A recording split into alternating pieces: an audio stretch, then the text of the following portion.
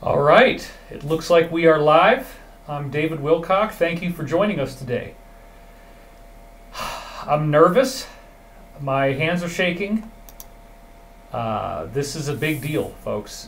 What we're about to go through today might be the last time that I do a video like this without some very, very, very big stuff that we're going to be talking about afterwards. So without any further ado, I want to get right into it because there's so much to cover. So one of the kind of comedy items that I'd like to start with today is that there's some collector's items for sale right now, and you might actually want to buy some of them. So let's go to the slide real quick.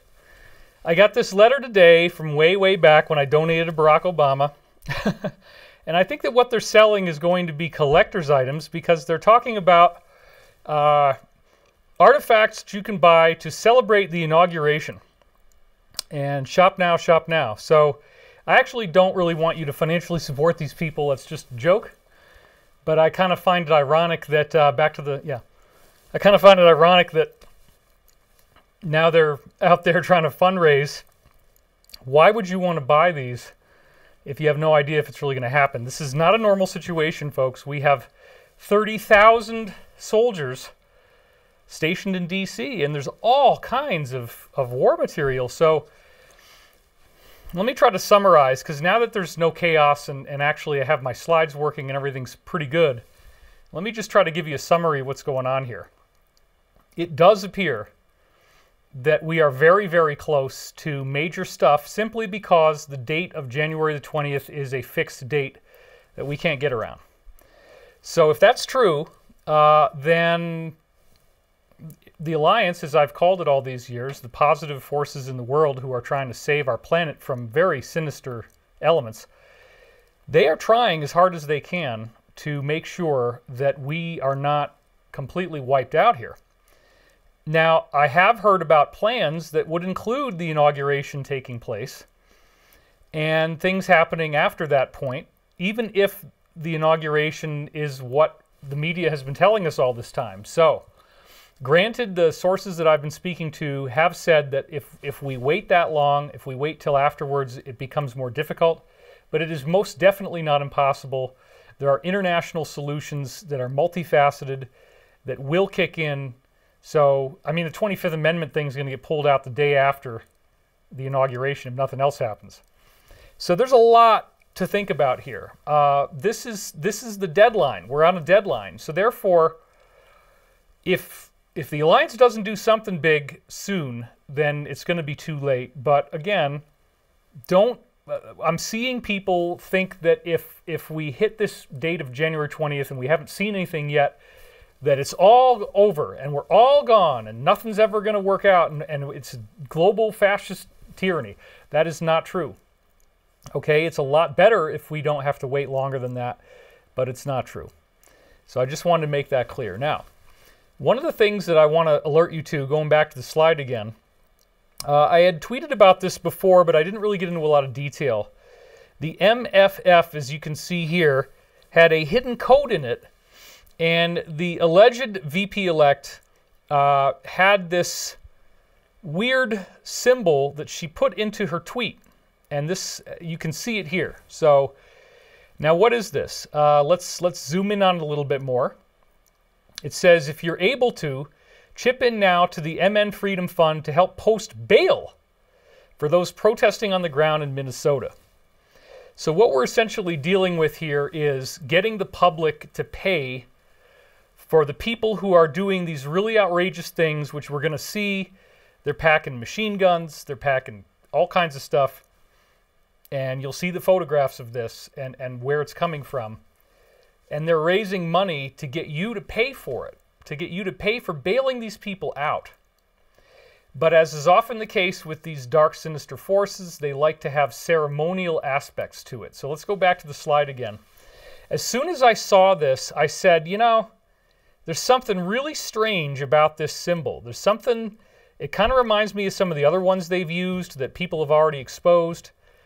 And so I looked at this for a while and I said, you know what, with just a little bit of Photoshop, I can turn the M 9 degrees and add something to the Fs and flip them mirror image vertical. Boom. You got your 33 right there. And the M is also like a 3 on its side. So you might not think this means anything. You might think, oh, David, you're a conspiracy theorist. That's fine.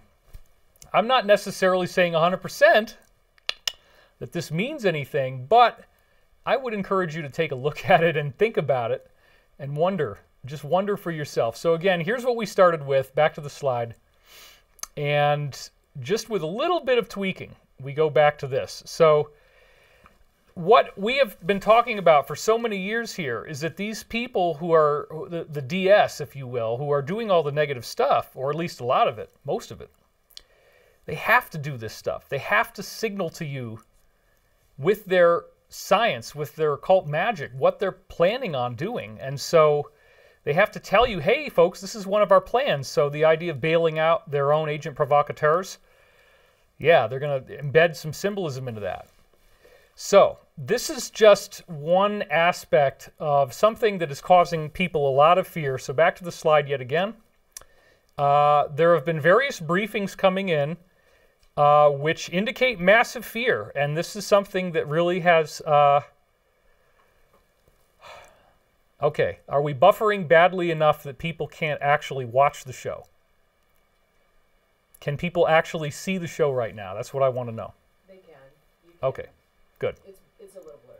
Okay, sorry about that, everybody, but we are going to keep moving. And all right. So we're on the slide here, and the question that we're going to be asking ourselves is it possible that we are doomed? Because some of these briefings are sounding very, very bad. And some of those briefings include things like this. So you can read this for yourself.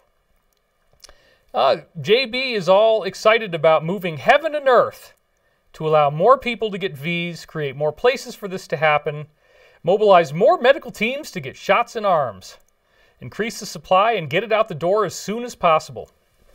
Now, this is all fine and good if you are a normie who follows the media. In fact, we see some people who are so desperate to have this that they're running right into it. But then there are also very significant concerns that have been raised. Let's go over here. Side, yeah. Very significant concerns that have been raised in which, like, there have been reactions to some of these that involve full body tremors. There's been noticeable increases in deaths, particular Antrim County, if you've heard about that one, where there was, like, I forget how many residents, a couple hundred residents in a nursing home. Nobody had died before. There might have been one. And then they all got this shot, and then, like, 23 of them died, like, right away, within, like, less than a week. So that's troubling kind of stuff. Now, that could happen, that could happen. Well, it's a very, very strange thing. If you haven't already figured this out, it's a very strange thing that these people are so desperate to inject you with something. But nobody wants to look at the dead dog on the road, right? That can't be my dog, officer. My dog doesn't have guts coming out of his mouth. It's a sick joke, but it's a true point, okay? The point is, we don't like looking at stuff that terrifies us. We don't like... It's the man in the bedroom effect. We don't want to see the man in the bedroom. We don't want to believe that this could actually be happening to us. And yet, it's right in front of your face. There's all kinds of strange, disturbing things going on here. And why are these people rushing this agenda so fast? All right, well, if that isn't terrifying enough, then we have our friend Mike, who, and I support him. I'm not saying that I don't, okay? However, if you are one of the about 100,000 people or so from this audience that migrated over to him from the last show, no, we cannot lower the stream setting. Not without restarting the whole thing. Is it bad? Is it really bad? How bad is it? You're blurry, but the slides look great. Okay, but can people hear me, and is the audio uninterrupted? I'm sorry, everybody. We have to go through this stuff. Yeah, maybe if we turn the chat off. If I know how to Yeah, why don't you do that? Yeah. That's going to save a lot of data. Sorry, everybody.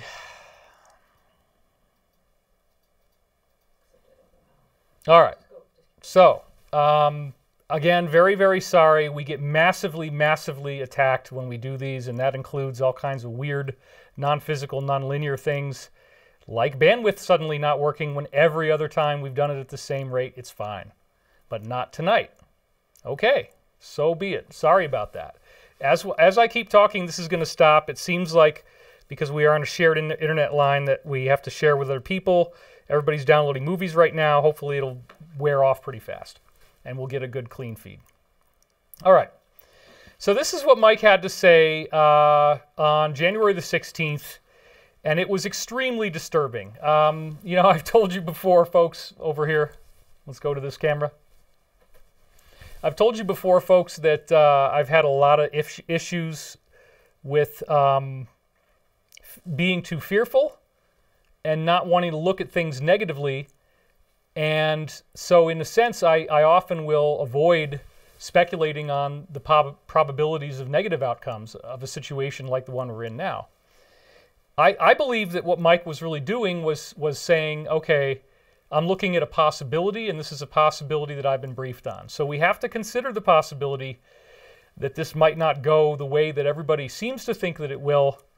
There was deep, deep concern from Mike and others about Steve Pieczenik. Is he a possible agent of some kind? I've supported his work before, and I also have heard certain insiders warn me about him. I actually think he's a hero. He's done a lot of good work, and he was on Alex's show talking about that there was going to be this inevitability that the former president will also become the new president, that he's going to be sworn in again, and that it would happen on January 20th. Now, that's probably not the way it's actually going to go down, but so there might, we don't really know. Anyway, the point is I don't want to go after anybody in our own community. We do not hang our own. We do not eat our own. We got to support each other as much as we can.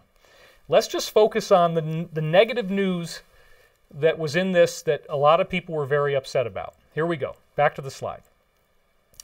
The vast majority of evidence stemming from actions by T officials, Chris says he is leaving the DOD on Wednesday, for example, indicates that JB will be sworn in and America will fall to a radical left-wing authoritarian police state. Oh my goodness.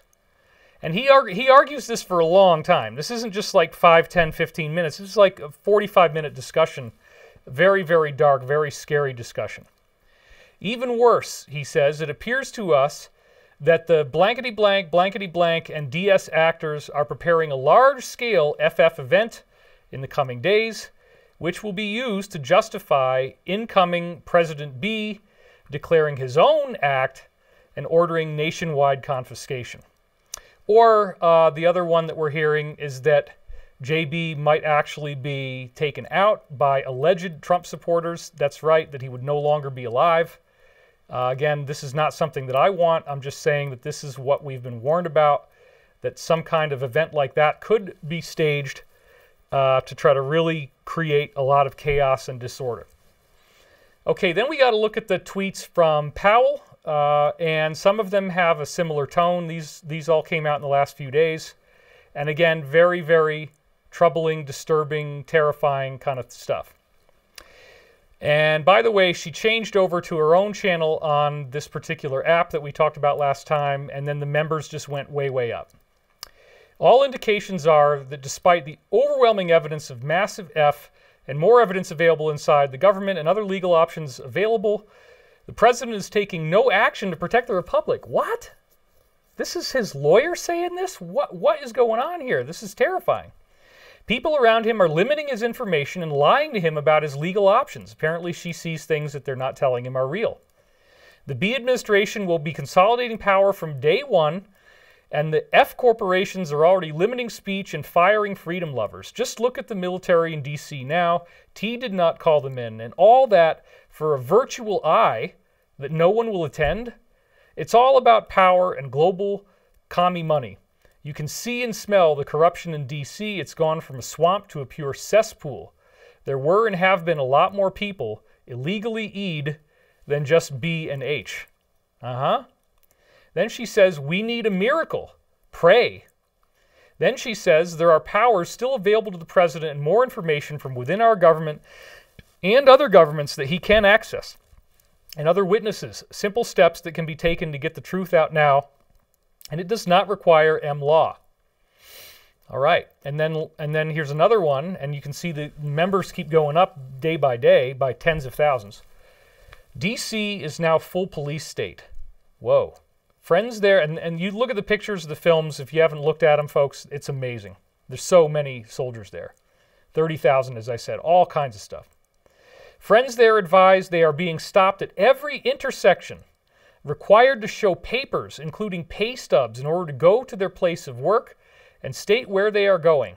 Welcome to Full F, courtesy of Muriel Bowser and HB. Well, that's one opinion, right? But we don't know if this is true. We don't. It's entirely possible, as all the other briefings that we've been getting are saying, that there's something afoot. There's something we're not seeing here, and that this is actually setting up a mass arrest. It's not an evil thing. It's not a bad thing.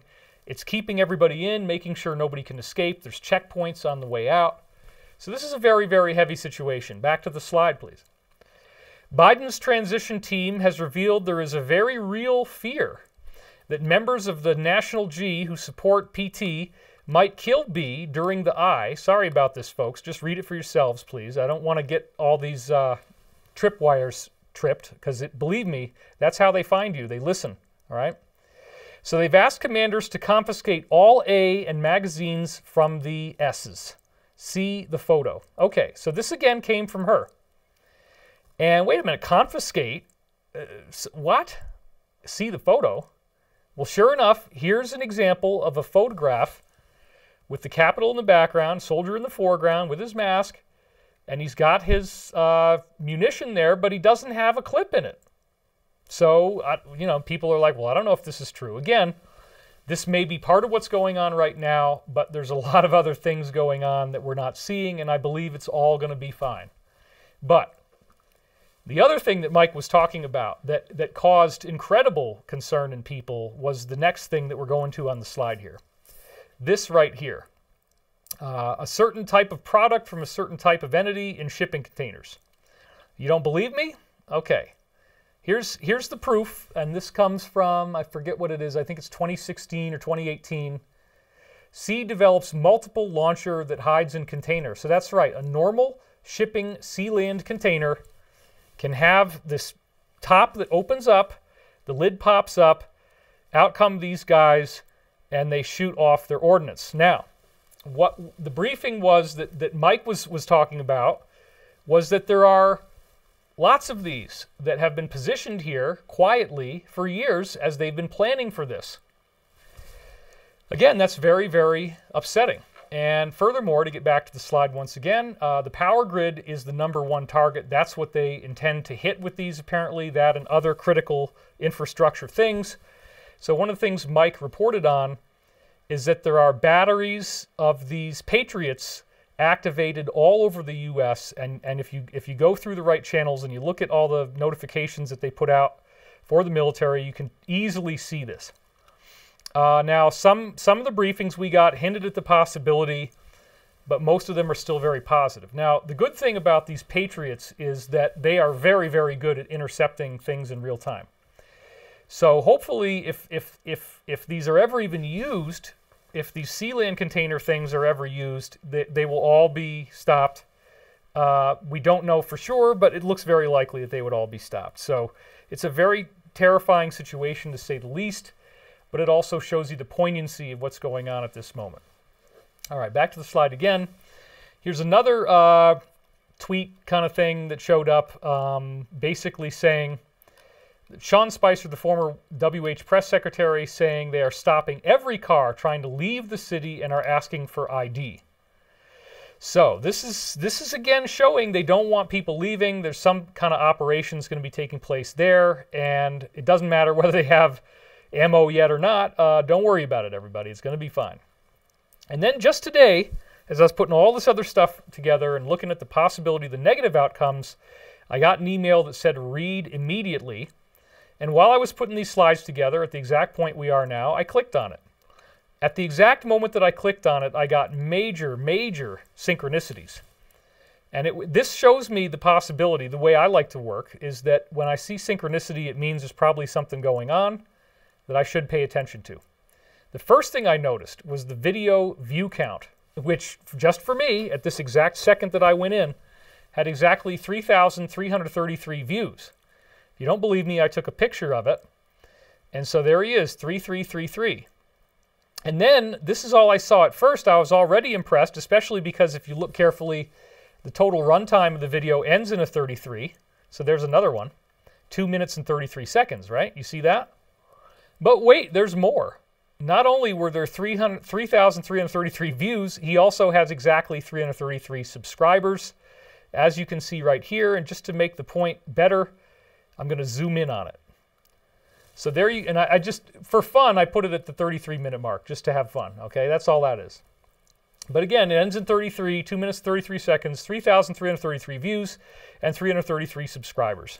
Now, this has to do with the concept of what you see there, hashtag Great Voice, which is actually a very significant thing. It's a mass notification system for all of our people in uniform and people like emergency services.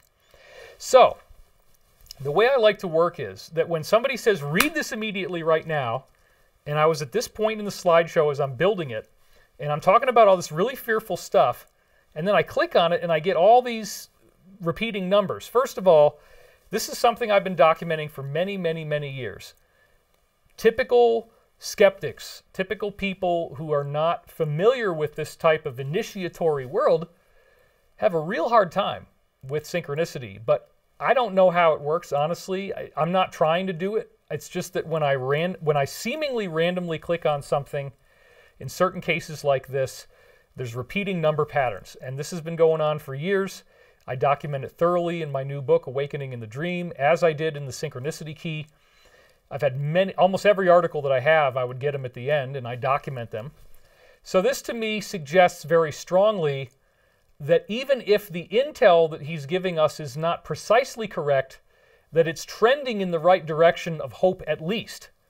And there's a possibility, but we're going to find out real soon, that this might actually be true. Now, I don't know, but I think that he's on the right track at least. So when I see those synchronicities, it gets me to pay attention. Let's go back to what did this actually say.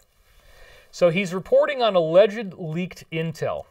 And this is the quote from the beginning of the video. I'm transcribing it for you. Are you serious? Are you serious?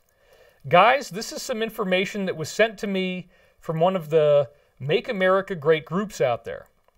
An Air Force pilot received this information. He then sent it to his father-in-law, and this is what it says. And folks, this is mind-blowing if it's true. And again, we're not going to have to wait very long, but at least I hope the trend line of this is correct. Quote, this is from the Air Force, what was he, a captain, right? It was a captain. Let's see. Just get a pilot. He's a pilot. I'm sorry about that. We don't know what his rank is. Okay, so here we go. We need 100% of the people, assumingly on Earth, indoors to see what the United States military is going to broadcast on everyone's TV sets worldwide. It's going to be very painful, but we can no longer have people divided. Around Sunday or Monday, now he didn't say what week, but I would assume that's like today or tomorrow, so this is a very, very tight deadline.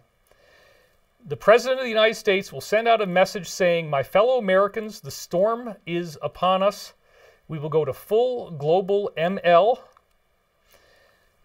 The Prez will be on AF1 when he sends out 7 presidential messages. Okay, we got a number. That's something I've never heard before. Now, this could all be a LARP. It might not be true at all. I'm not saying that it is, but it's compelling. 7 presidential messages to everyone's phones and TV sets worldwide on an emergency B system. From there, all global military, via the U.S. military, will shut down all media. Apparently, this is a worldwide event. That's internet, social media, phones, and all TV programming. They will be all under one channel, which I guess means there's only one channel you can get, and you'll be able to get it somehow, and emergency services. There, the U.S. military can broadcast 10 days of this storm. And he also said seven messages. So 10 days, 7 messages, something like that.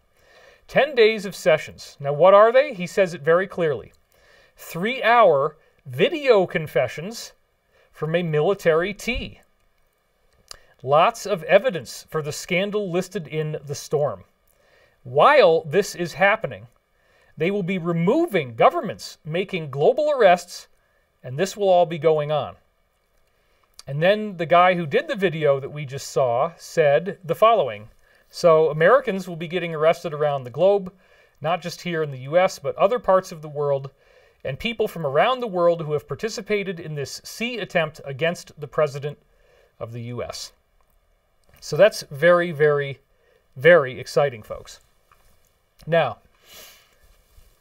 do we know if this is true? Absolutely not. Is it possibly true? Yes.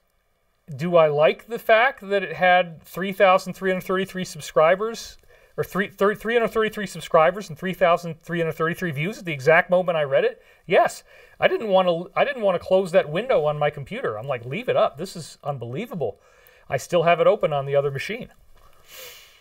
Now, I will also say that I have gotten other sources that have said very similar things, specifically regarding the idea that there are going to be videos taped at tribunals that are going to be airing. This is not the only place I heard this.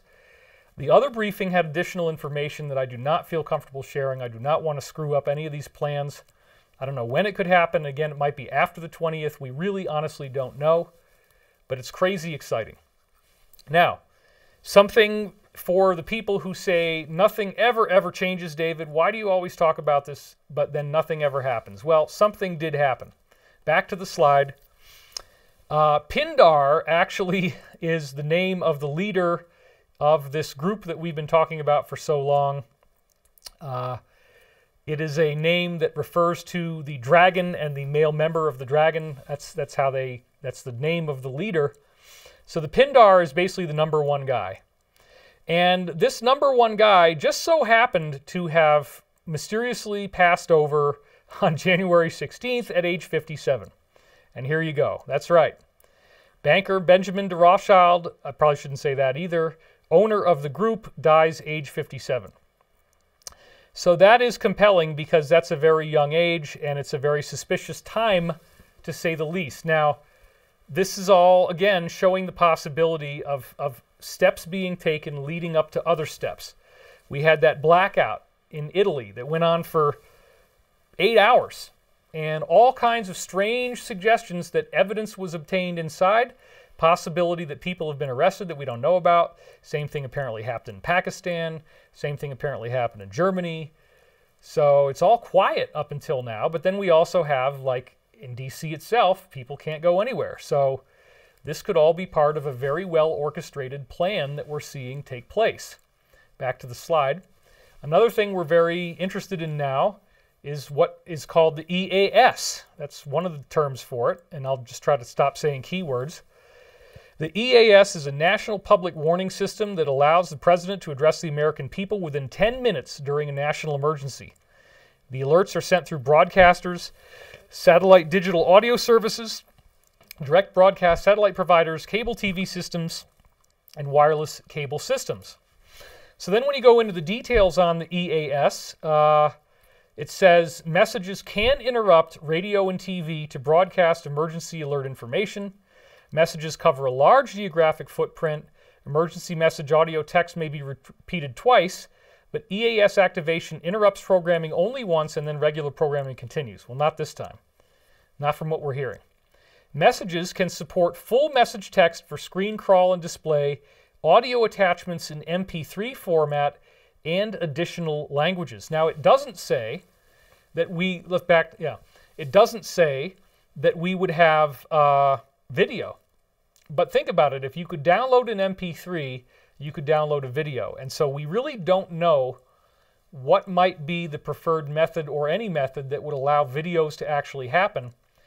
But isn't it interesting, when we were just talking in the previous show, some of the tweets from Wood, if you remember him, one of the attorneys working around POTUS, and that he had said, okay, everybody, it sure looks like Jeffrey is alive. Jeffrey from the island, right? So wouldn't it be cool if it turns out that that's one of the testimonials that we get, and you see a video of him, you find out that he didn't die after all, and he just lays it all down in these 3-hour chunks over the course of 10 days. It's not just going to be him, but if he's already done that video, wouldn't that be exciting? Now, I don't know if that's what's going to happen. I hope that's part of it, but I don't know. But no matter what, I think it's going to be very, very amazing. I think it's going to involve very, very big names. And we heard a lot about what was happening even in 2018 and 2019, that some of these tribunals may have quietly taken place. So this might not be new stuff. It's just that all these things have been taking place in secret. And so this is a very, very exciting moment. Now, one of the things that came up for me recently was a big conversation that I had with my mother. And I'll explain the context of that in just a minute. But back to the slide again, I want to be honest about my family history, because there is one aspect of my family that I've never talked about before, because I don't know why. I don't want to brag, and I just never decided to talk about it before. But my mother and I talked about this yesterday quite a bit. As it turns out, and we've always known this, I am actually a direct bloodline descendant of the original founder of the United States Navy from his brother, William Paul. So I am the third or fourth great-grandnephew of John Paul Jones. So his brother is my great-great-great third or fourth great-grandfather. Now, why am I bringing this up? I have both sides of my family strong American Revolution ties. And if I'm a descendant of the brother of the founder of the Navy, then maybe there's something in my blood that says, get out there and get into the fight. Don't leave this to chance. Don't expect it to get done on its own. Get in there, take action, do something constructive. And that's what he did. John Paul Jones was elemental in making sure that this worked itself out. And it is my hope that I have been elemental in this war, because I don't want all the hard work that my own ancestors fought for and in some cases died for, all the way back in the 1700s. We were some of the first people here in America, okay? I don't want all that effort to go to nothing. The soldiers are taking an oath to protect and defend the Constitution of the United States against all enemies, foreign and domestic. And that's something that everybody should take notice of.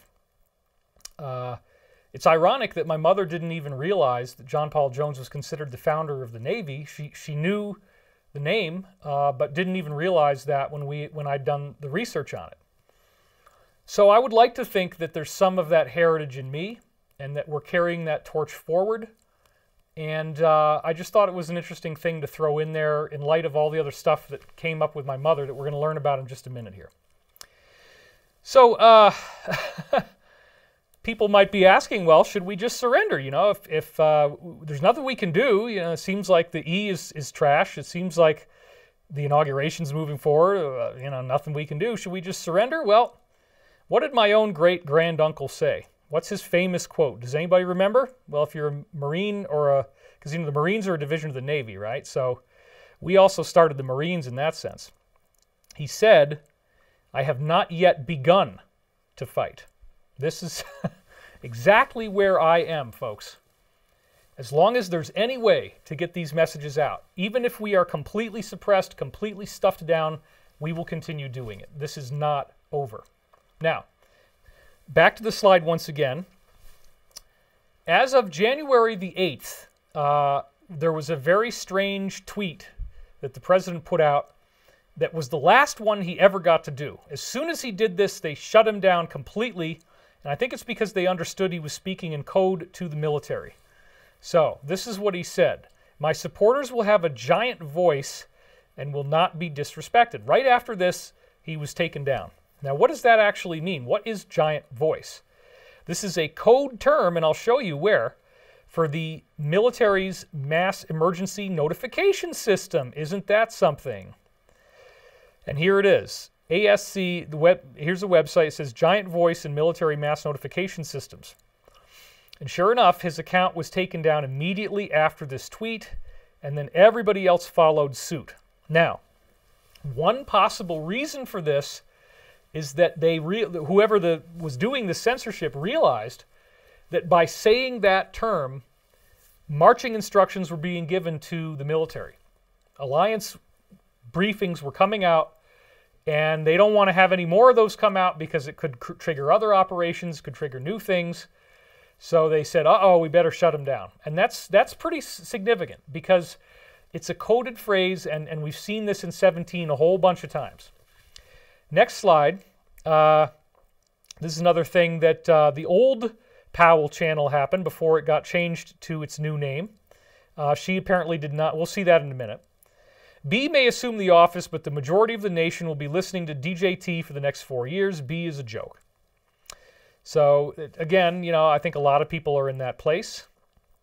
And then this was actually somebody who commented on one of my videos where they said, holy crap, I'm traveling and there were unscheduled sirens in MN and MI these last few days with the emergency alert system. And then somebody said, whoa, I saw your comment as that part of the 2.5-hour video was on. So that's like a synchronicity for them. How long was the siren? An hour, like the post said? That's madness. And they said, no, just a minute or so each, but these were very small towns, one today in the UP, or UP. I'm not sure what that means. Okay. And then another person, I read your comments, everybody, and I listen to you. I want you to know that. So somebody alerted me to this, and I'd heard nobody else talking about it. On January 8th, 2021, T signed a proclamation of succession from the corporation. Look on whitehouse.gov, it's there. So I did go back, thanks to your suggestion, and I looked, and sure enough, this is what I found. January 8th, 2021, memorandum on providing an order of succession within the U.S. International Development Finance Corporation.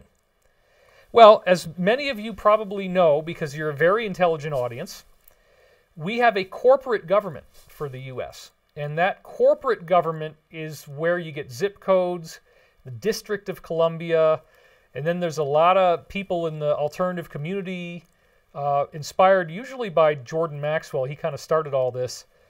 The idea that we all have a maritime or admiralty law that we're under, that there's this strange thing having to do with gold fringes being on the flag, that it has to do with zip codes, and that if you accept a piece of mail that has a zip code on it, then you are certifying that you are a member of this corporation of the United States. That is a big, big problem because apparently the Federal Reserve note, the U.S. dollar, has these, it does. It has these numbers on them. And what we hear from guys like Jordan is that those numbers are the same length and the same alphanumeric format as what you would see on the back side of your Social Security card. If you look on the bottom, on the back side, on the right of your Social Security card at the bottom, there will be a red digit, a red alphanumeric code. You'll notice it has the same number of digits as what you see on the dollar.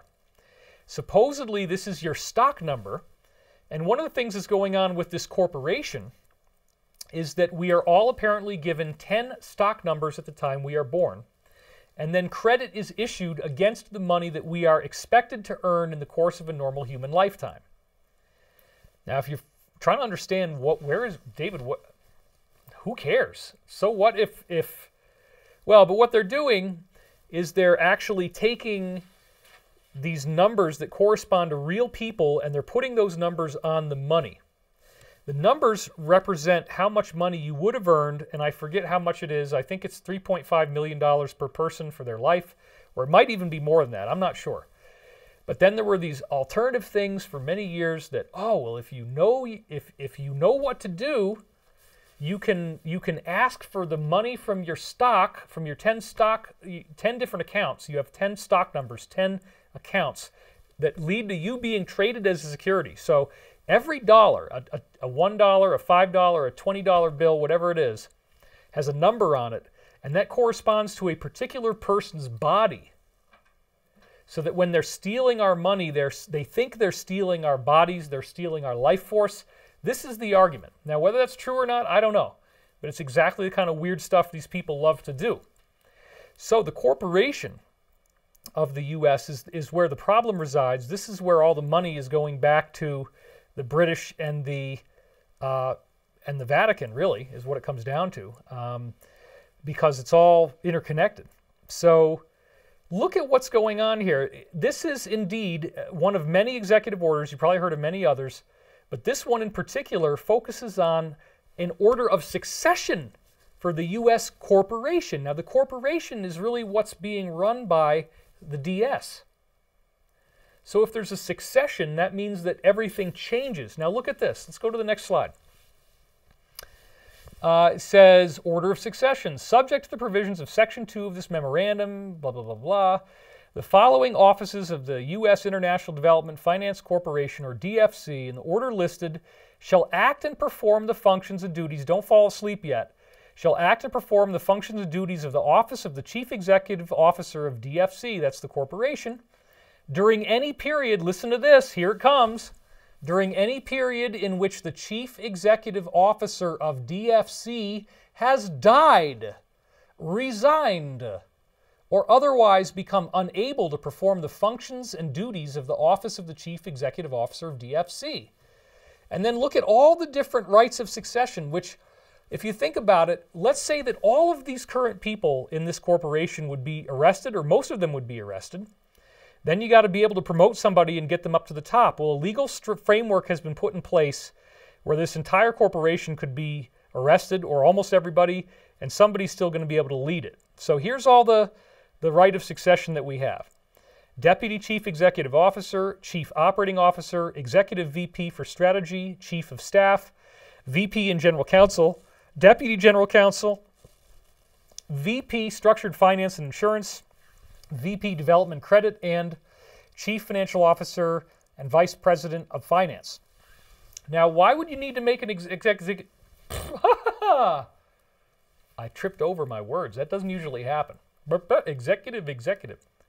Why would we need so many levels of this thing for succession to occur, where the next person comes in, but then the next person? Well, it says right here again, if the Chief Executive Officer has died, resigned, or otherwise become unable to perform the functions and duties of the office. Well, it looks like they're expecting that everybody is going to be dying, resigning, or unable to produce the functions of the office. So yeah, thank you guys for sending me that one. Whoever that was, thank you. Your name is in the comment there. So here's another one from Powell, and we heard all about this. There was another round of impeaching, and it didn't go anywhere, just like the last one. I liked the fact that it was at 5:55, because I look for those little things, you know.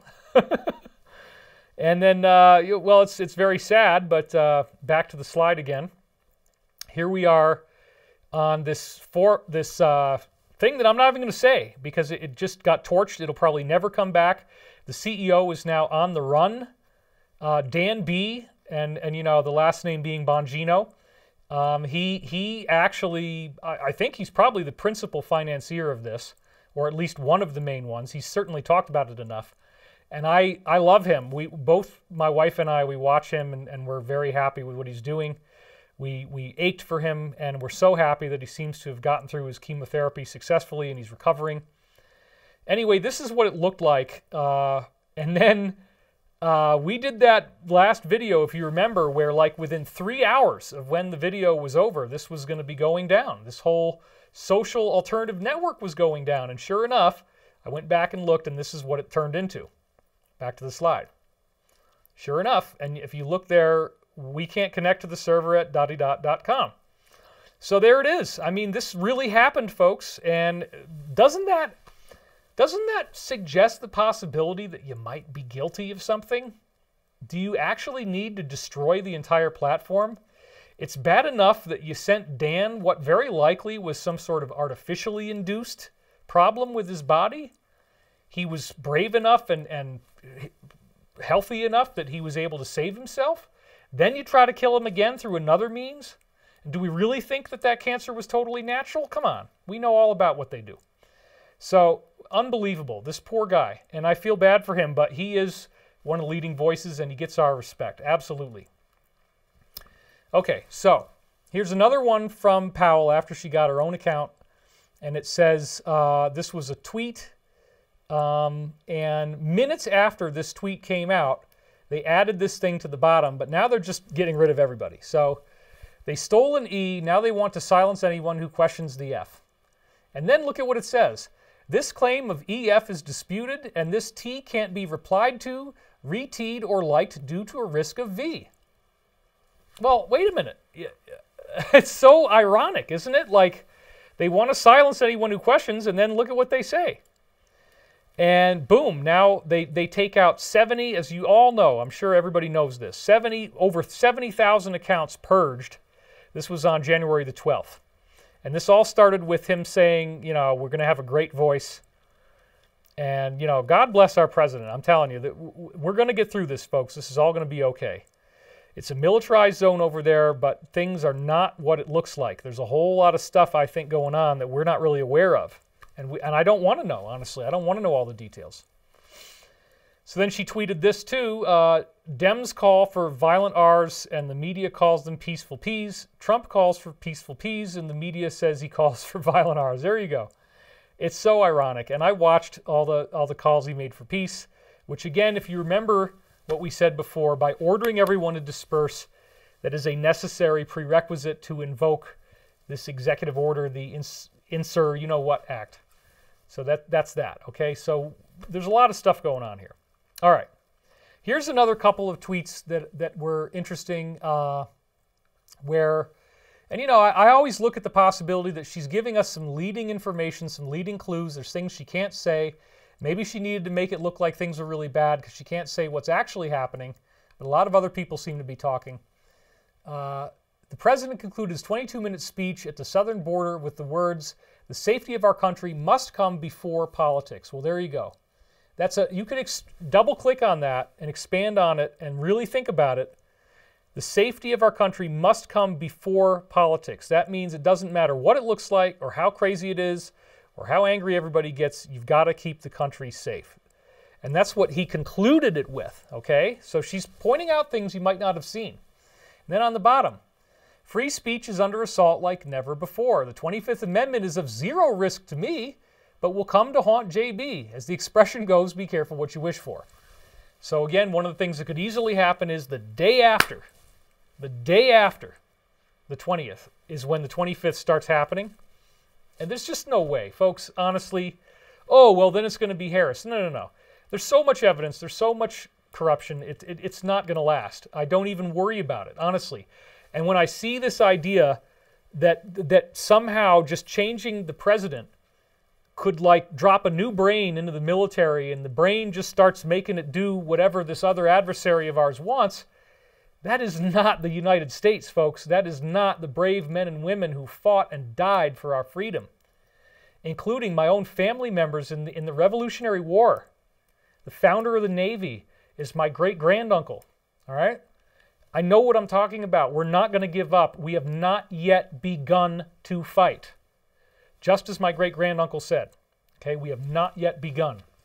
So don't believe for a minute that the military is just going to roll over for this. They're not. They never will. It's not going to happen. So again, you know, this is another example of what you don't hear in the mainstream, where he's calling for no violence and no lawbreaking, and that was true. I saw it. Everybody saw it. So here's another one. And this is the actual statement that she retweeted, just so everybody can see it, on January 13th, where he says, in light of reports of more demonstrations, I urge that there must be no violence, no lawbreaking, and no vandalism of any kind. That is not what I stand for, and it is not what America stands for. I call on all Americans to help ease tensions and calm tempers. Thank you. Now, if your own president is telling you not to do anything, there's no secret code. There's no message slipped into your hand. There's no hidden thing under the table, okay? It's real. Why would he say don't go there, don't do anything? Because they've got it covered. You don't need, your president is telling you, you don't need to try to take the law into your own hands. Leave it the hell alone. Stay home. Don't get sucked into this stuff that's happening around the 17th, 18th, 19th, 20th. because it's looking like it's, you know, people are being set up for this possible FF thing that's going to happen.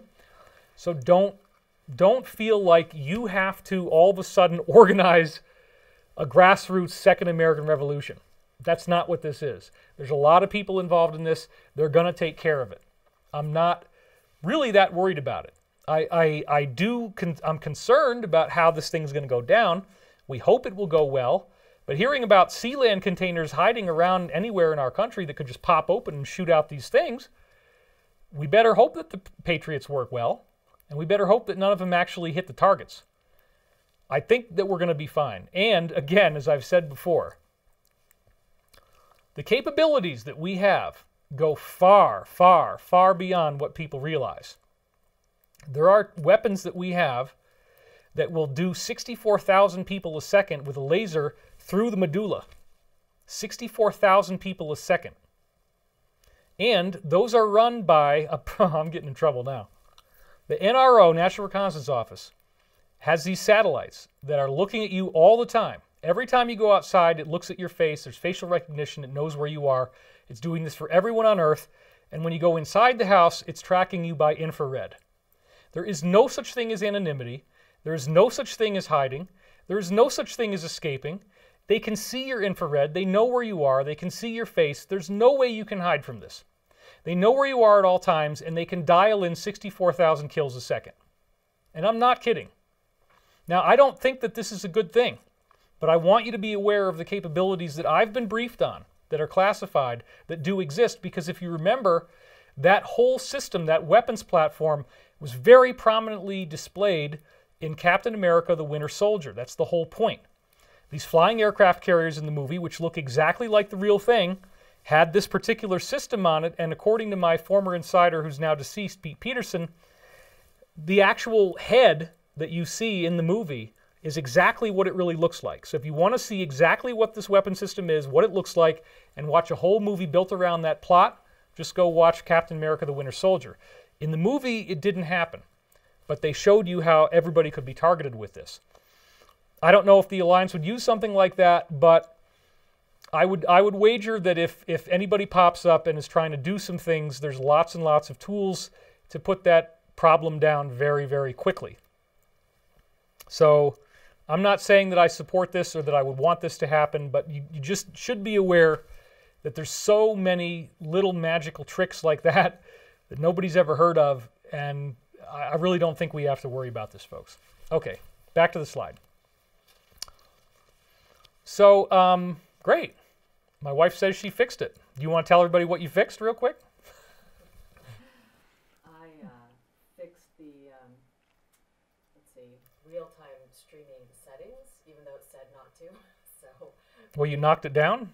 I did. I knocked it down to 360 real-time, and it Uh-oh. looks a lot better.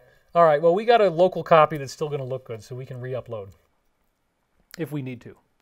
Okay, well, as long as everybody's seeing it and it's not completely terrible looking, I support that. It looks good. Okay, good enough. All right, so back to the slide. He says, and this is Pompeo, he says, 1 week from today, I will be stepping aside as Sec of State, and this account will be archived. Be sure to follow me at Mike Pompeo. Go do it now. Now, why would he say it so forthrightly, January 13th?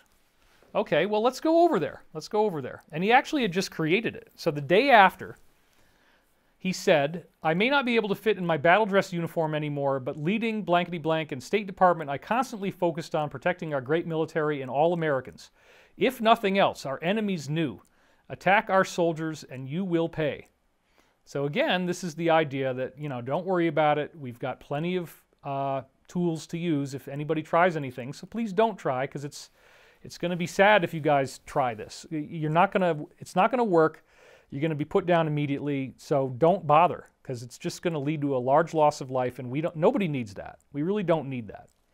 So then he tweeted this, and this is just very recently. I put these slides together a few hours ago. It was 19 hours ago, so it was yesterday. So he hadn't said anything in a while. But then he said this: thank you, NYT, for recapping the great work we continue to do to keep America safe. So then here's what it says. Mr. Pompeo has not been idle. Over the past week, he unleashed a series of actions whose only real purpose appears to be, this is the key, appears to be to make life as difficult as possible for his successor at the State Department, or to set the stage for what's about to happen, which is what I think it is. He put Cuba back on the list of state sponsors of tea. That means there's probably something going on with Cuba we don't know about yet. He plans to designate the Houthi rebels in Yemen as a foreign tea organization. Maybe there's something going on there we don't know about yet. He eased restrictions on contacts between American diplomats and Taiwanese officials. That sounds like a particular adversary and, trying to keep things a little bit calmer and stop any treason from occurring. And he claimed that Iran is a home base for Al-Q. Well, again, we've already heard about Iran. So all this stuff to me looks like it's setting up bigger things. So then I'm going back to her now, and this is from a few days ago. This is the account that was hers and then apparently other people were posting to it, and she is not responsible for its contents. So this account said, 2 ministers from the former Italian Prime Minister Renzi's party, Italia Viva, resigns. Italy's government officially enters into crisis mode. So this is exactly what we were expecting. We talked about Renzi last time and the alleged $400 million deal. 14 pellets, $400 million. I mean, this is insane. If this all comes out, it's going to be so amazing. So B may assume the office, but we already did that one before. Sorry, you already saw that one. And then here's an example of what I was talking about, right? Marjorie Taylor Greene is saying on January 21st, 2021, the day after, I will be filing articles of impeachment against JB for abuse of power. Do you think really that this is ever going to last him, if he could even get in at all? Absolutely not. I don't believe it. So then, she's got a series of really cool quotes here. Being imped twice by the swamp just means you were effective in fighting their corruption. The second imp of President T done without a single hearing isn't about T, it's about you, Bruce Porter Jr. I would agree with that. The first quote was Rogan O'Handley. Then we have Brigitte Gabriel, who says, Imp President T was possibly the least unifying thing Speaker P could have done today. She doesn't care about America. She doesn't care about unity. She cares about revenge. And then last but not least, we have E-Wizard, and it says, the House eyed T for speech that falls well within the protection of the First Amendment, just like they eyed him for a phone call that fell well within his constitutional purview. The House has abused the Constitution and turned this process into a total mockery. So then, as you all well know, out came this whole situation. And this is an actual video that is still online right now. It's not available on the actual site anymore where it came from, as you can probably imagine. But this guy was brought on and was interviewed because he's the one who actually filmed the moment where the person was shot on January the 6th. You had people going in there, and as we've talked about now extensively, let's go over to this one for a little while. As we talked about extensively, this is a very, very, very strange situation. First of all, he does star in an Uber car commercial. That is an absolute fact. And let me mute the volume so that that's not going to play. So he did star in an Uber car commercial, and we know that he is an Olympic speed skater. So he's actually already a public figure. He's got a good thing going. He's, a lot of people, if you do a commercial for a car company that's basically wiping out the middle class and giving people these horrible jobs, one could call you a sellout for that. And I actually think it's very important to point out that when I was in college, I had a lot of friends who were black. I had friends from Harlem.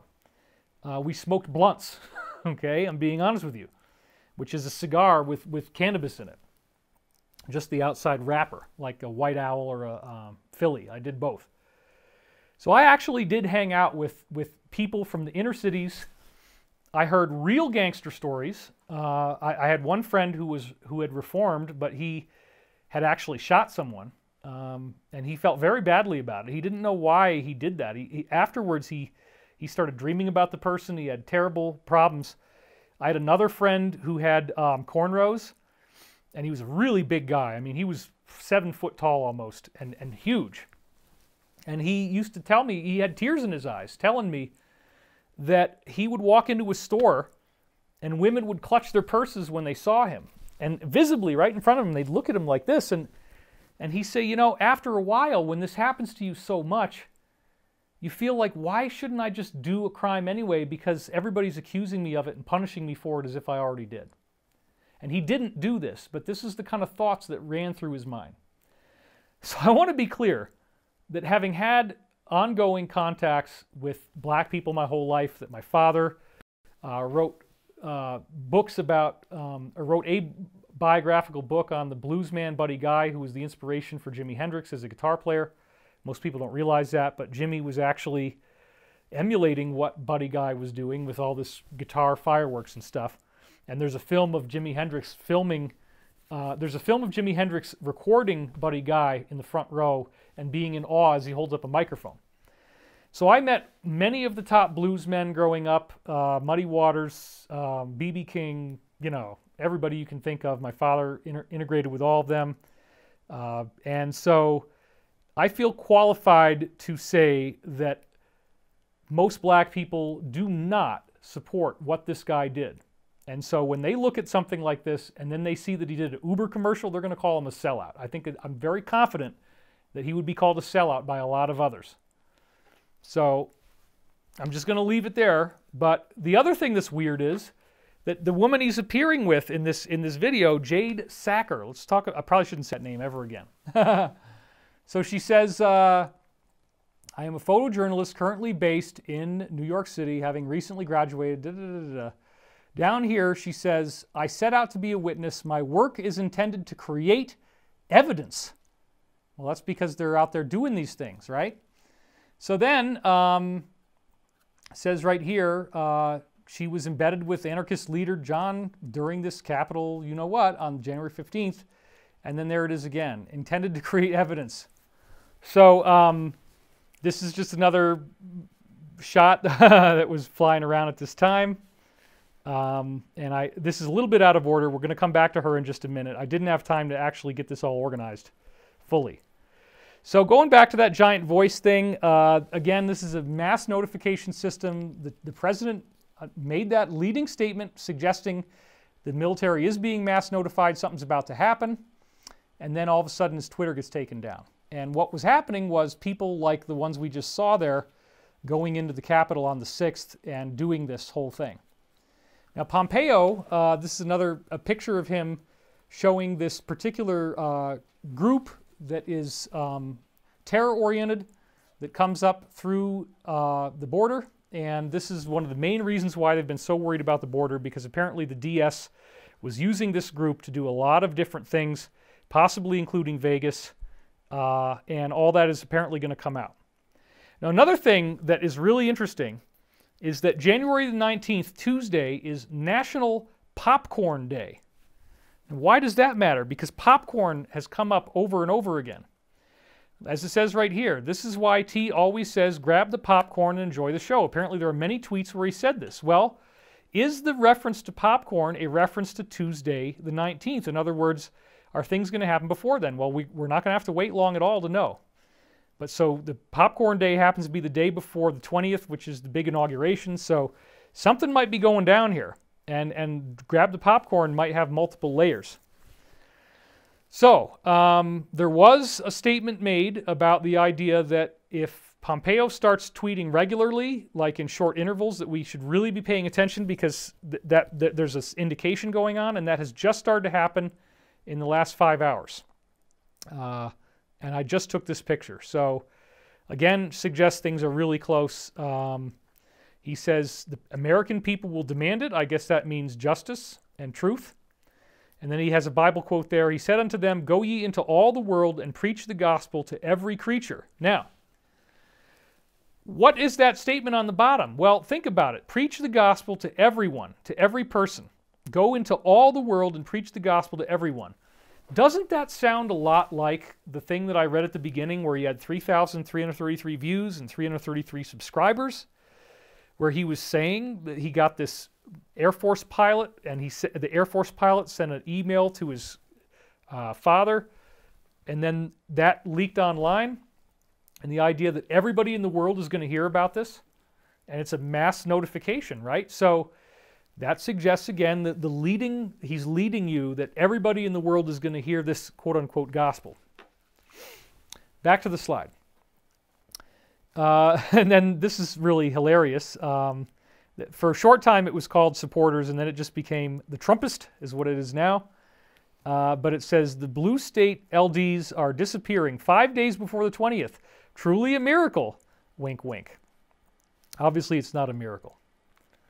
They're just trying to get you. They're trying to get you to feel better about what's going on and what they're doing, but it's not going to work. So Sully's brother, who turned him in, said they, his brother, and anti-you-know-what, planned this to change the public opinion against T supporters and to create A in the country. Now, according to a lot of different things that I've seen and heard, the brothers, let's go back to a camera. The brothers' testimony was 226 members that were not at all supporting the president, that were led by this one dude, John Sully. He was actually their leader. This is what the brother said. He's turned over all this evidence, and we're going to see more about Sully in a minute here. It's pretty shocking.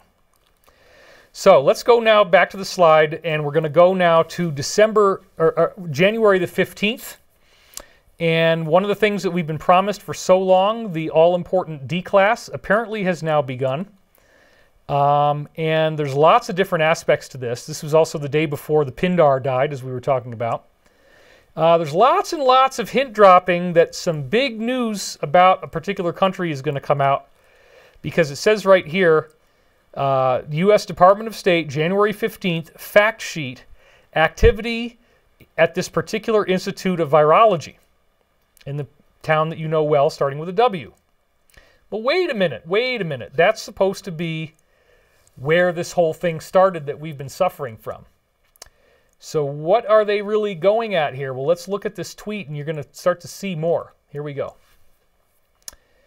Posobiec says, breaking, the U.S. has determined that the W Institute of V engaged in classified research, including laboratory animal experiments, on behalf of the military since at least 2017. Well, let's think about it. If you got a virology institute and you're doing military classified research, let's try to do the math here. It's kind of hard. I know you might have smoke come out of your ears, but what do you think a virology lab could do with scientific classified research for the military? And then it says at the bottom, the WV, or whatever that is, WIV, has published a record of conducting gain-of-function research, isn't that nice, to engineer chimeric Vs.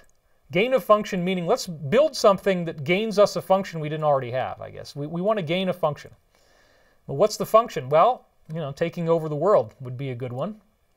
But the WIV has not been transparent or consistent about its record of studying viruses most similar to coup. There you go.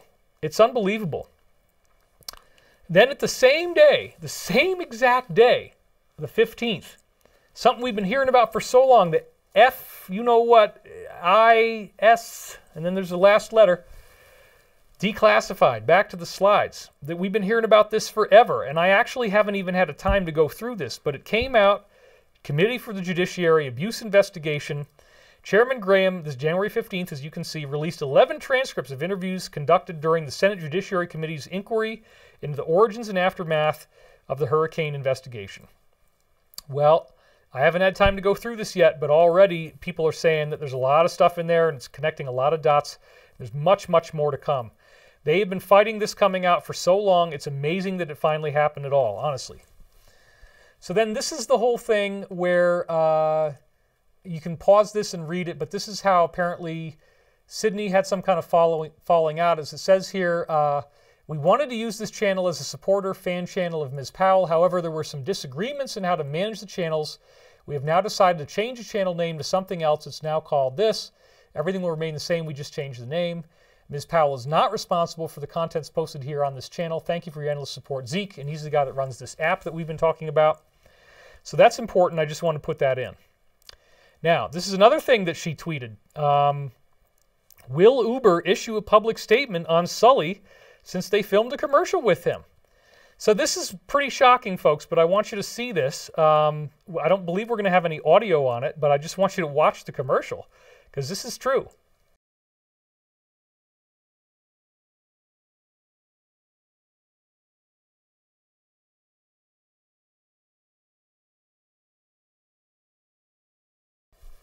So as you can see here, I'm not making this up. This is actually real.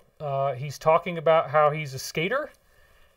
You see him on the ice, and then you see him in the car with his friends, and he's promoting this particular company. So this is a guy who got a lot of mainstream attention, okay?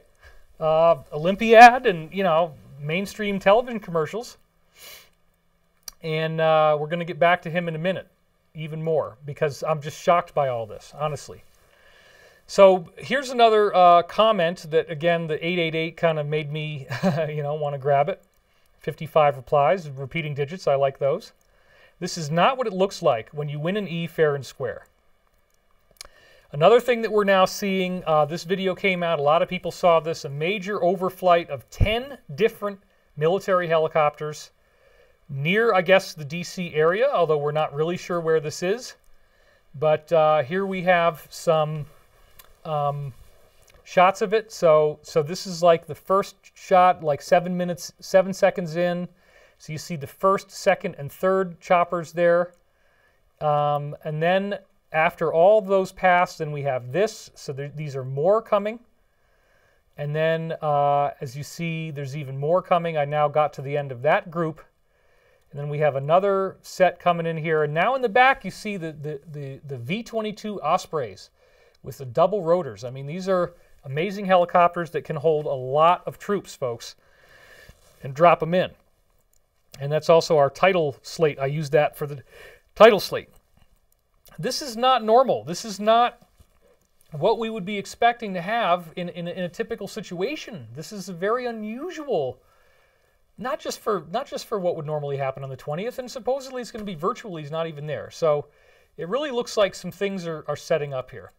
Now back to the slide. Here's another one about the FIS you know what, and this I'm just showing you the coverage of this on the 15th, and then some statements from Graham where he says the court was lied to. Exculpatory information was withheld on those being investigated. The leadership of the F under C and M was either grossly incompetent or they knowingly allowed tremendous misdeeds. There was a blind eye turned toward any explanation other than the T campaign was colluding with foreign powers. So now we're going to get to the incriminating texts from Sully that appeared on a discussion group called Discord. He was not being careful about his real intention. Now remember, he's in the Uber commercial, he's a champion speed skater, and he was on CNN giving a very kind of mundane interpretation of what was happening at the Capitol, as if he wasn't involved in anything that scary or evil. He was just there to walk in and see what was going on. That's not what he was saying on Discord. Look at this. He says, the protest will happen all over the nation at everybody's state capital. So that means organized, nationwide, multi-state effort. That's very frightening. I bet in some of the more conservative states it will be a stronger presence. All of this will be happening at your state capital all over the nation. It's about to get crazy. So that's very disturbing. And then... So somebody else here that was interacting with him said, I was in the front line of the battle and know who was there personally. It was a large sum of anti-Ts. Now, supposedly, this was all T supporters, right? Well, here's somebody saying, no, and this whole narrative, by the way, is now fallen apart. It's all collapsing, that this was not being done by people that support POTUS, but exactly the opposite. So then here he says, yeah, he ended up plotting this and it stirred up some S on the 6th. Wait, so does that mean all the T supporters were right? Okay. And then here's another one where somebody is actually giving the finger to the T supporters behind their back and they're all laughing about it. F the cops. And then he says, hey, sorry, the signal here is being jammed, counter intel. So here he is, actually, after he'd broken inside these buildings with his T hat on. Clearly he's not a T supporter, and he says that he was doing counterintelligence. And then he photographs this, which still doesn't really show the bad stuff, and he says he's battle ready. This is on Discord. And now he's showing that he's got body armor. And then look at this. we have to show, he says at Randolph, we have to show up in full gear tonight. And look at the full gear. Look at the full gear. He's got a very large automatic. Wait a minute. I thought you guys were against all that stuff. And then he says, ready for tomorrow. Now look at what he's got here. He's clearly got a Glock there. Glock, I'm not sure which type that is, but oh my goodness. And then he's got this big old, look at that ammo box. I mean, how many rounds are going to be in that thing? A lot. No matter how you look at it, that's a lot of ammo, right? So, and he says he's ready for tomorrow. And he puts the fist up. So this guy is ready to go out there and start shooting people. And remember, his brother said he's leading 226 others. And apparently this is where some of it was being organized. So he says, when you are a well-known organizer, you need to blend in. I had to wear a T-hat and shirt. And then somebody really funny said, yeah, putting on a T-hat does not make him blend in. It makes him look like a well-known activist who was attempting to instigate a narrative. Bad move. And then he says, well, it could be me and could not be me, I'm just saying. And then somebody says, yeah, but it's on your channel. And he says, no, you don't get what I'm saying, the voice. So this is another interesting thing, because it's January the 8th. This is after it happened. He's trying to say that he wasn't talking BS. I mean, everybody knows it was him. You can hear his voice. So then he's showing, again, here some useful maps for counterintelligence. And he's doing a map of the federal buildings, military, and courts in D.C. Then here he says, I'll be out for sure. F them. They can catch a bullet if they try some S. So he's clearly planning on doing something violent. So, you know, and then this person is saying, oh, at the bottom, I'm a bulk ammo dealer if that's of any help, Jaden X. Oh, my God. You can read all this. And then he's talking about how to set up a burner phone. You can read all that on your own time. I'm not going to go through all this. And here he's saying no fascists. Insurgents USA is the name of his group. And that's what he's doing this with. He's prepared for the possibility of that maybe they themselves were going to do this, or somebody else, they were worried that it might happen to them. My goodness, right?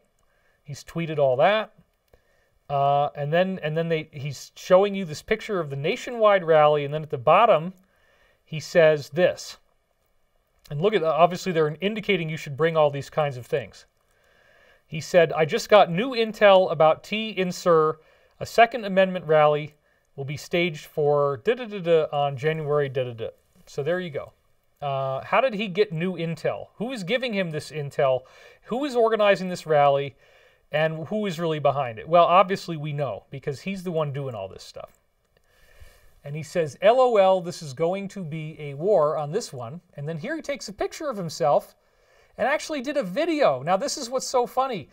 As of right now, at this exact second, this is still online. It will probably disappear very fast. So if you want to go look at this, you got to do it right now. I'm literally not kidding. Go look it up right now. Where he says, here is a full guide on how to keep yourself safe during Ps and DAs. And there's his channel. You can see the name of the channel. You can see he's got 4,000 subscribers. That's, you know, I got a lot more than that. So I guess doing Uber and being an Olympiad and being a sellout doesn't frickin' mean you're going to be popular, because this is nonsense. So there he is. You can clearly see his eyes, folks. And now he's showing you this mask. And then he's showing you how he likes the other one better, because, and he's showing you all this stuff on his own channel with his own name, with his own face. This is so annoying. And he does not represent black people, folks. Everybody is so pissed off at him right now. Do not assume for a minute that he is supported by others, because I do not believe he is. Everybody is so mad about this. Now look at this. He literally has the gun there in the room. You can watch the video for however long it lasts. He goes over, he picks it up, he demonstrates it, he talks about how he's going to be carrying it. He's wearing his body armor, he's wearing his mask. Here he is again carrying it. And then, oh, by the way, since that's not enough, he's also going to have a sidearm right there. So here he's putting his sidearm into a holster. And then he also shows you that he just so happens to have a nice switchblade. This is not a guy who's going there to be peaceful. This is a guy who's going there to kill. Okay? It's very important that we see this. So isn't it hilarious that he goes on to this particular news network and acts like, oh, he was just a peaceful protester, not thinking anybody would go back and watch this video. Well, guess what? We did. Now, here's another thing that happened. This was fairly recent. I think it was on Friday the 15th, where it says the CEO, Michael Lindell of MyPillow, was apparently going to have a meeting with POTUS, and he was carrying these notes in his hand before going into the West Wing on January 15th. So this is the same day that all this D-class happened. And then it says, MyPillow CEO visits T in Oval Office carrying mysterious notes. Now look at this. We're going to see what the notes said in just a second, but notice that once they meet with each other, the article says they never talked about the contents of his letter, and they're clearly happy, and he gives him the thumbs up, and he leaves, and he's fine. Before he went in there, he's looking very, very nervous. This is one picture of him holding these papers, but the real key photograph in question is here. He did not realize anybody was photographing him, and he didn't realize that we would be able to zoom in on this piece of paper that he was holding, folks. If you haven't already seen this, it's mind-blowing. Because here's what actually happens. I'm going to zoom in now. You tilt it, and you can see the text, and then we're going to zoom in even more. Something be taken immediately to save the blank Constitution. Now, I can't really read the name. It looks like Ceylon or something, Ceylon colon, I'm not sure. Now, as acting national security, blank, with getting the evidence of all the blankety blank as the election, there we go, and all information regarding ... among people he knows who already have security, have done massive research on these issues in Fort Meade. Now that's in case you don't know this, folks, Fort Meade is where we research biological things and where we manufacture them. So he's clearly talking about something related to that. And then it says here, going on, he is an attorney with cyber expertise and is up to speed on issues. Then you can see Action Act, the something act, we know what that is, now. So he wants this act to be signed now. As a result of the assault on the ... martial law if necessary upon the first hint of any. So you see where this is going? Actions taken immediately to save the country and Constitution. He's asking for somebody to be made national security, some kind of attorney, background with cyber expertise, Fort Meade, and then declare the act now as a result of this assault and martial if necessary upon the first hint. And then the bottom of it, he has these names: Sidney P., Bill Olson, Kurt Olson, move Kash Patel to CI acting, and then something foreign interference in the E, trigger ... emergency powers. Make clear this is C/Iran to be used in domestic actors. Instruct Frank on evidence of ... the more broad, and then amount, evidence, attorney. That's all we can see. That's it. So I was trying to find a name that might match what it looks like he was saying there. Maybe this has something to do with it. The new director of this organization, obviously, if JB is putting him in, he's going to be very swampy. So that was a very, very curious thing. Now, despite the fact that he went in with this piece of paper that had all this stuff in writing, they apparently didn't talk about it. And if you look at the image here again, he's giving the president the thumbs up, and they're all smiling, and he walked out and he was happy. So it seems very likely that some kind of information was conveyed to him in light of that packet of paper that he was carrying. And the information essentially said, don't worry about it. Because you wouldn't be smiling and giving the thumbs up if you had that urgent of a message for the president if nothing was going to go down. And if the president tells you, well, yeah, we're all screwed and we're about to get invaded, so just kind of go home and, stock up on food and water. That's not what happened at all. He's very happy. Look at this picture again. They are grinning ear to ear. So what's going on here? It's very curious. And that was on the 15th. So now this is what everybody saw. This said 37,000 retweets, 52,000 likes. Breaking. This particular company's Jade S. penetrating the Capitol with a member of ... cheering, "We did it," and then asking her conspirator if he was filming. He said he would delete it, and he lied. Well, thanks a lot. And they were all in on it.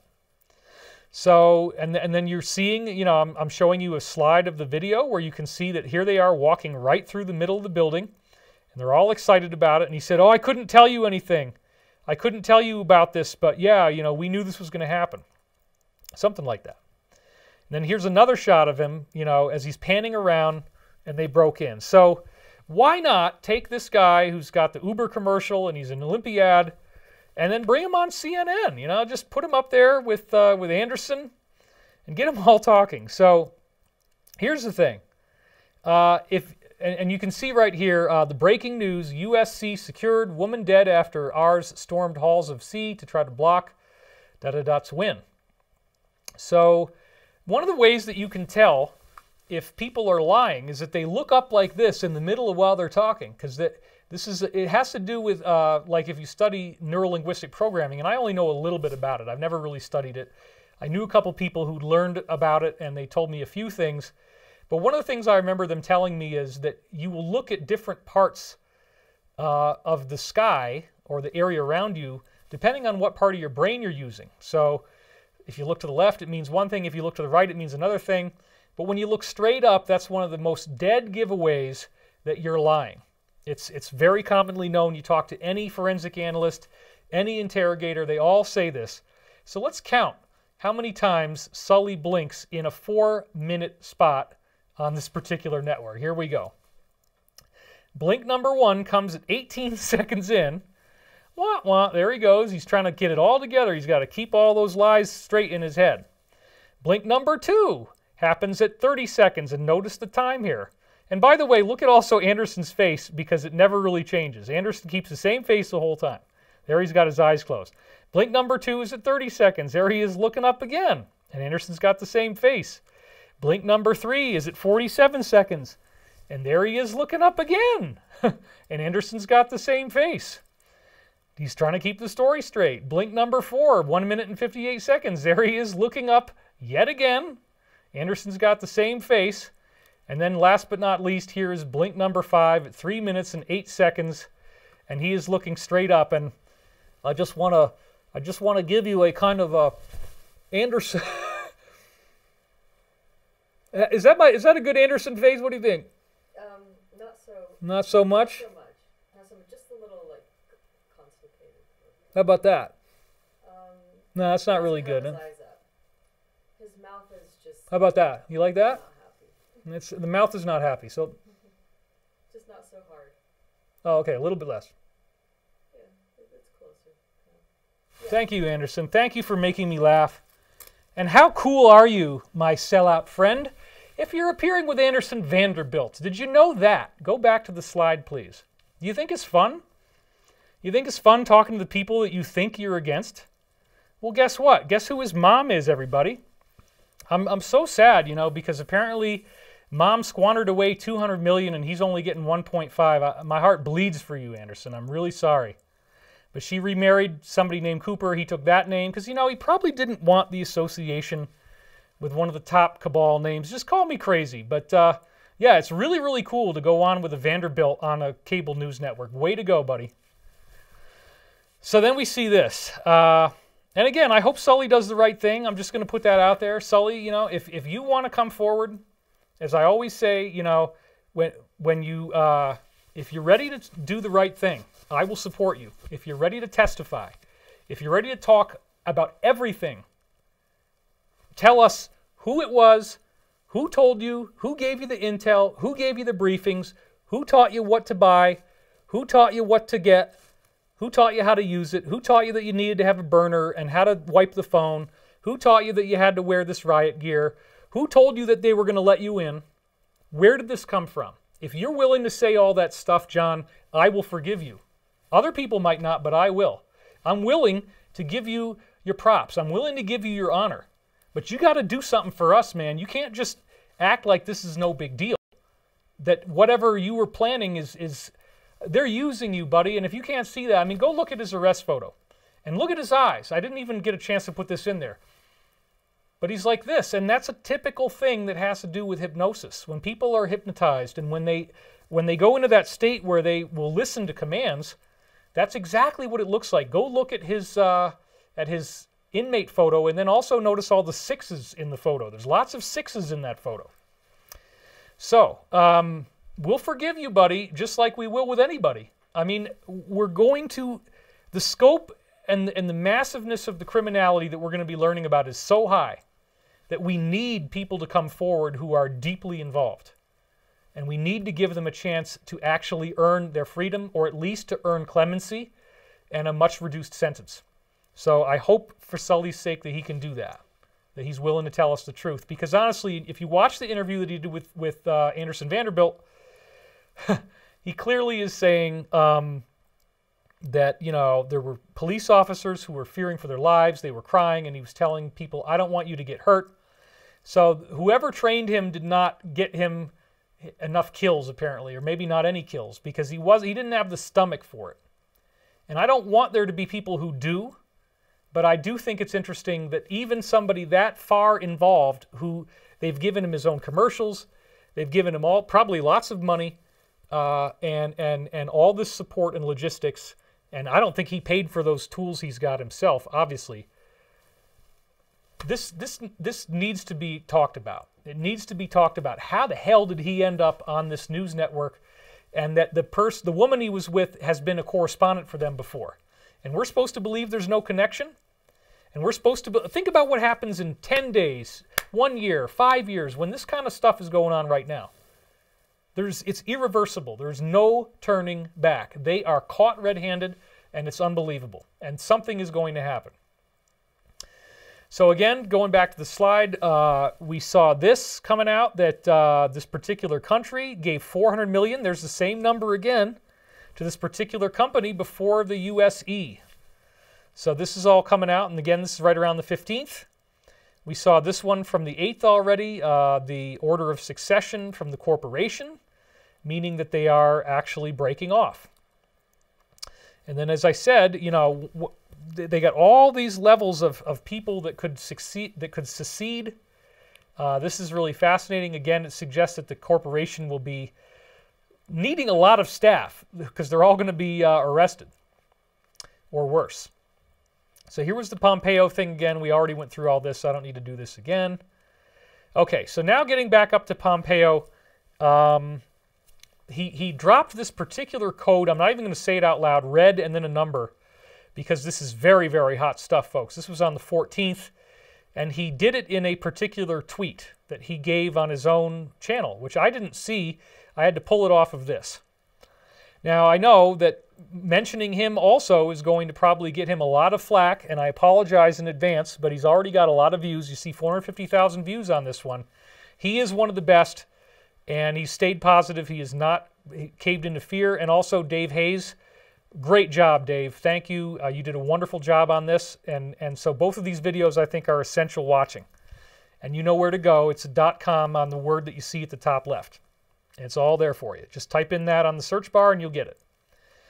So in this particular video, and I'm not going to show you the footage, but I'm just going to show you the actual tweet here.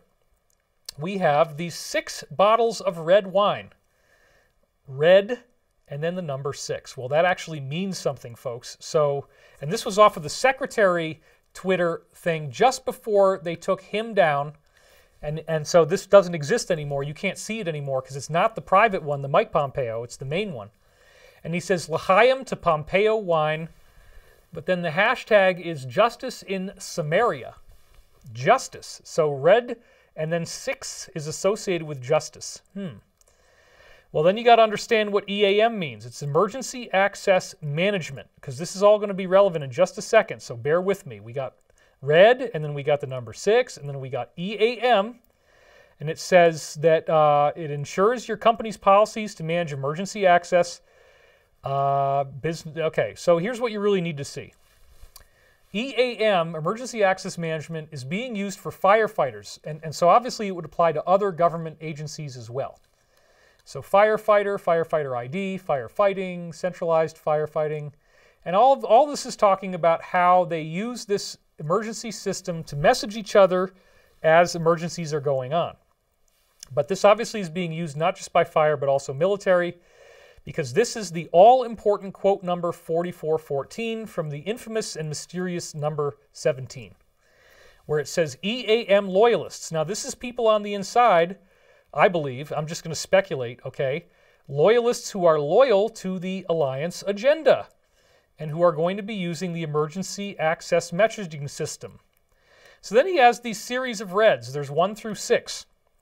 Each of them, and we've had a lot of people look at this, and you can hear more about that in the video I just gave with the guy Dave from before, where this looks like a command sheet for the military, where they have very, very advanced operational planning that can take years, where each plan has a code name, and that's what the reds appear to be.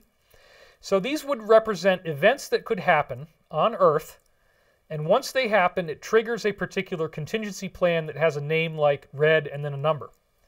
So let's look at what are these disasters that might happen that would trigger these very, very big plans.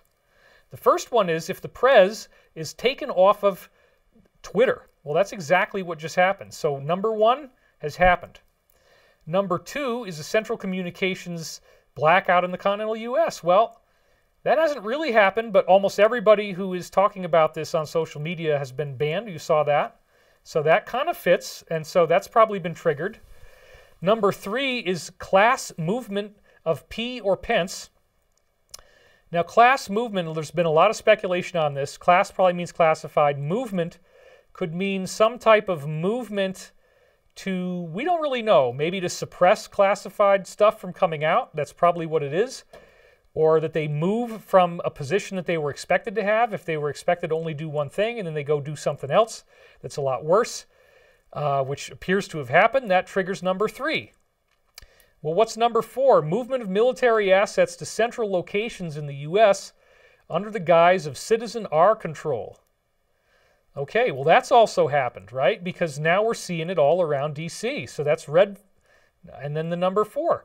And we have 10th Mountain 1st Marine, you know, all that stuff, all these codes, so these different things. And then number 5, National Military Command Center. Now, what that could indicate is the possibility that the command center itself is invaded or attacked or even maybe blown up, because they have to have continuity of government. So that's something they have to prepare for, the possibility that the entire command center could be completely wiped out. That does not appear to have happened. But then you have number 6, and remember, there's only 6. There's no additional plans here. Secretary of Defense Instruct 1. Now that, again, looks like a code that says the Secretary of Defense is going to be instructed to do something. Well, what would the Secretary of Defense be instructed to do?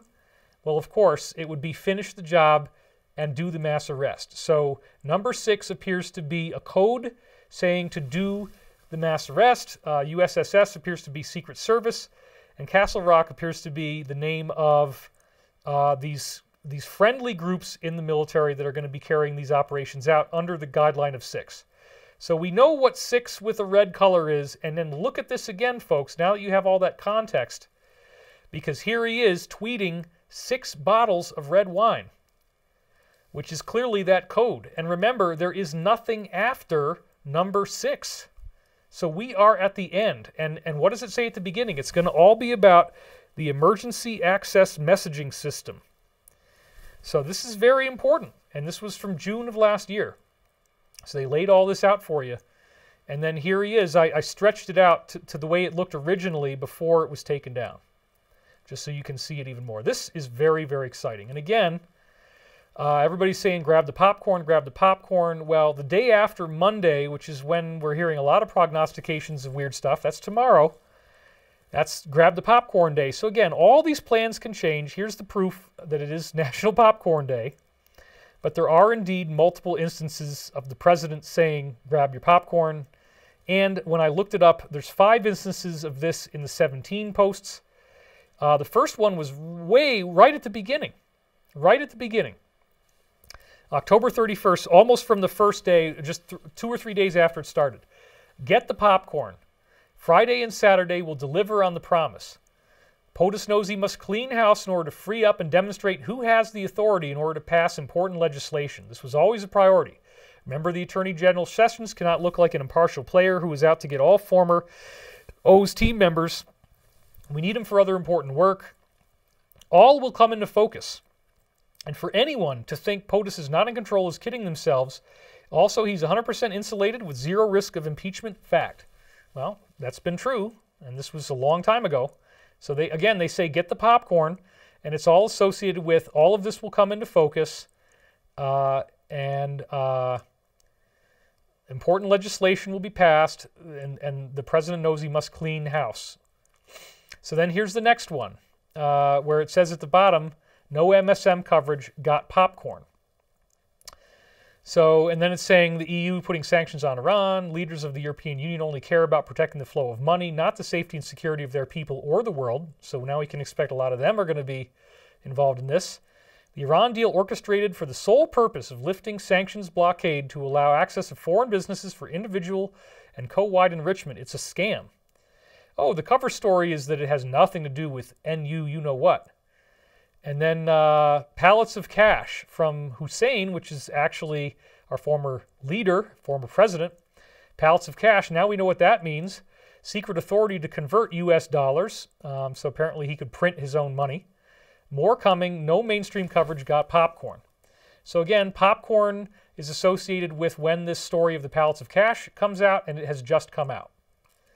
Then we have this one. You asked for popcorn, let's start here, and then Nunes is saying, grab the popcorn. Can anyone tell me who the DOJ lawyer is that speaks French via text in the IG report? This will save a lot of time in the hearings this week, so my colleagues don't want to have to ask the question. So the IG report, again, they were hoping this would cause popcorn, and now it's all coming to a head. Rosenstein attempts to stall the declass effect, but this has failed, so now declass is happening, and he says, got popcorn, enjoy the show. Well, now we get declass right before National Popcorn Day. Literally 3 or 4 days before, 4 days before. And then here's another one where he says, got popcorn. Now, we're at 8 o'clock, and we started at like 6:15, and so I'm going to keep this as quick as I can for you guys so you don't get stuck with me forever. But I was very concerned about a couple of private briefings that I got that were suggesting maybe this whole thing isn't going to work out. Maybe it's all going to be a big, big problem. Maybe we're not going to get what we want out of it. Maybe the president doesn't have any options. I don't really think that's true. I would understand how that kind of thing might be released to keep it very quiet and to make it look you must appear weak in the art of war, right? And we talked about that he's the president's a master chess player, and Wood had a tweet like that. And Wood's been saying, look, the arrests are going to happen. I mean, he knows. And the MyPillow guy comes out smiling, and he was calling for it in the paper that you saw in his hand.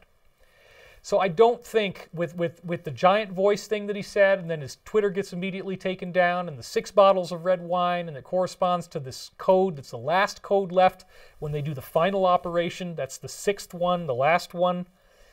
And the deadline, and grab your popcorn, the 19th, it's all clustering around here. And it's incredible. So I was very concerned about the possibility that this whole thing might not work out. And then I remembered that I actually had gotten a reading when I was in Canada. And that reading said something in it that suggested that it might appear that the president was not going to win the election. And so that made me very interested. Now, I am going to talk about this a little bit. Let's go over to the other camera here. I'm just going to have it in the background here. This is my book, Awakening in the Dream. We've got it not so subtly planted. It is planted. I don't usually do that, folks. I don't put it there. You put it there, yeah. You want to take credit for that? That's great. Thank you, because I didn't actually do that. But anyway, in this book, what I'm talking about is the idea of how my career started, because I did not start as a guy who talks about politics or anything having to do with this kind of stuff. I started as a straight-ahead UFO researcher, and all I talked about was UFOs, and I had been passionately researching UFOs since I got a disclosure event back in 1993 from a friend of mine whose college professor was the head of the physics department, and that college professor told him in a private 2-hour conversation that UFOs are real, that they crashed here, that we've gotten the technology, and that we've been able to do reverse engineering on it, and from that we have things like fiber optics, because, you know, it's a glass tube that shoots photons through. Laser beams apparently came from these ships. Infrared night vision. Computer chips, the whole computer revolution.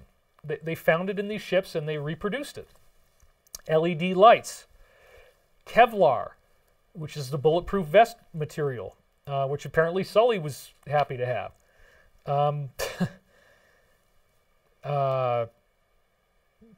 Saran wrap is another one. Actually, it's apparently an alloy of calcium, copper, and gold. So when I heard all this, that all this technology that we now take for granted was actually part of a divine or celestial endowment, if you will, it always suggested to me that somebody wanted us to have this technology. They wanted us to build the internet. They want us to have global decentralized communication before certain events take place. So that's why I think benevolent, positive beings might be out there and would plant this in our world, because it gave us the technology that would ultimately lead to our freedom to overthrow the bonds of tyranny. The internet is what's given us that. The internet has given us free, open communication, and now they're trying to crack it down, but it's way too late. They should have done that like 10, 15 years ago if they wanted to really stop this. But for a long time, you know, you could just talk about whatever you wanted. So in my new book here, I talk about a particular type of extraterrestrial that is very, very well known to people inside the secret government programs. They've called them various names. They call them the Elders. They call them the Midwayers. They call them the Tall Whites. Now, tall white doesn't mean one species. There's several different types of people, because that's what ETs really are. They're human. This is one of the things you're going to learn. There's several different types of people who are called Tall Whites. Just like, you know, they would call insectoid type of ETs, they'd call them derivative terms like crickets or bugs. You know, they have funny and derisive names for everyone. So people are like, well, I know who the Tall Whites are. Well, no, you don't, because actually it means several different types. But there is one type of Tall White that our government is very familiar with, because they've had extensive interaction with them, and this type is human-looking. They could be the same height as we are, or they could be taller. And they have all the different characteristics of each race here on Earth. Their eyes are a little bit bigger than ours, just slightly, not too much, but enough that they look a little different, a little unique. And they typically have, a lot of them have white hair or blonde hair, but again, you have blacks, you have Latinos, you have Asians, all within this group. So calling them Tall Whites, again, is ridiculous, but that's just what our government did way back in the day in these secret programs. What I argue in the new book is that these so-called Tall Whites, the human-looking ones, are actually what the Bible would call angels, and other ancient culture traditions would also call angels, that the angels are real, and they're actually human extraterrestrials. Because if you go back into these, like Scripture, for example, go into the Old Testament and look at when Moses was getting conversation with Yahweh. And Yahweh is reported as a physical human being that Moses could touch his back as he was leaving. So, and then they talk about in the Old Testament, the ships of Yahweh number in the thousands. His glory is in the skies. And I've done a whole big thing on this. This is not that talk. But suffice it to say that we have brave hero astronauts like Dr. Edgar Mitchell, who have gone forward along with many others like Robert Hastings and the National Press Club event in 2011, all coming forward to say that benevolent extraterrestrials are here, that there are certain ETs that are operating with craft in our airspace, that they are positive, they're very spiritual people, they're essentially sort of religious, I guess, except that they don't really have a religion, they have a knowing of what the truth is, and that they have been appearing all throughout human history to different cultures, different times, different places, to instruct us, to try to make us more ethical, more peaceful, more loving. Well, I ended up, as a result of hearing about all this and reading this particular book by Dr. Courtney Brown called Cosmic Voyage, a very, very stunning experience that I describe in Awakening the Dream in great detail. And that experience is that after reading Dr. Courtney Brown's book, Cosmic Voyage, it was immediately validated by a separate source. Now, this is a source that he never heard about, and he still hadn't heard about it when I emailed him while writing my book last year. So Dr. Brown's book, Cosmic Voyage, describes him practicing a technique called remote viewing. And he describes in the book that the remote viewing protocols were developed originally in the 1970s with professional psychics, starting with guys like Ingo Swann, another guy who actually wrote the book that got me starting to do my own psychic experiments. Actually, I read it when I was 7 years old originally. It's called How to Make ESP Work For You by Harold Sherman. Harold Sherman was another part of this remote viewing team. So what Dr. Brown goes on to report is that there are a series of protocols for remote viewing. There's a series of things that you do that allow you to get two random numbers. I think it's two, or might only be one. And that's your coordinates. And somebody else has assigned a target to those coordinates, but then you don't know who that person is, and the number is assigned to the coordinate by somebody else. So all you get is a number. You have no other information. And yet, trained remote viewers, given a coordinate, like let's say the number is 05989 or whatever, 05989 could refer to a particular location. So they have a joke in there that they would send people to the sewage treatment plant in Fort Meade, Maryland. And so what would happen is you write down this number, you go into the remote viewing process, which is a very deep trance, and there's certain protocols that are extremely important. You have to always be putting out data. You get yourself to a deep, deep trance state, and you take everything that comes into your mind as soon as it does. You don't question anything. You don't analyze it. You don't try to understand it. It's very important that it remains encrypted, and you can get to a point where your mind is so deeply out there that it doesn't come through to you consciously what you're saying. And that's extremely important. The protocol is you shouldn't understand what you're getting. And that's easier said than done. That's what makes it so difficult. As Carla Ruckert, the Channel for the Law of One, said, it is very easy to do channeling. It is very difficult to do channeling well.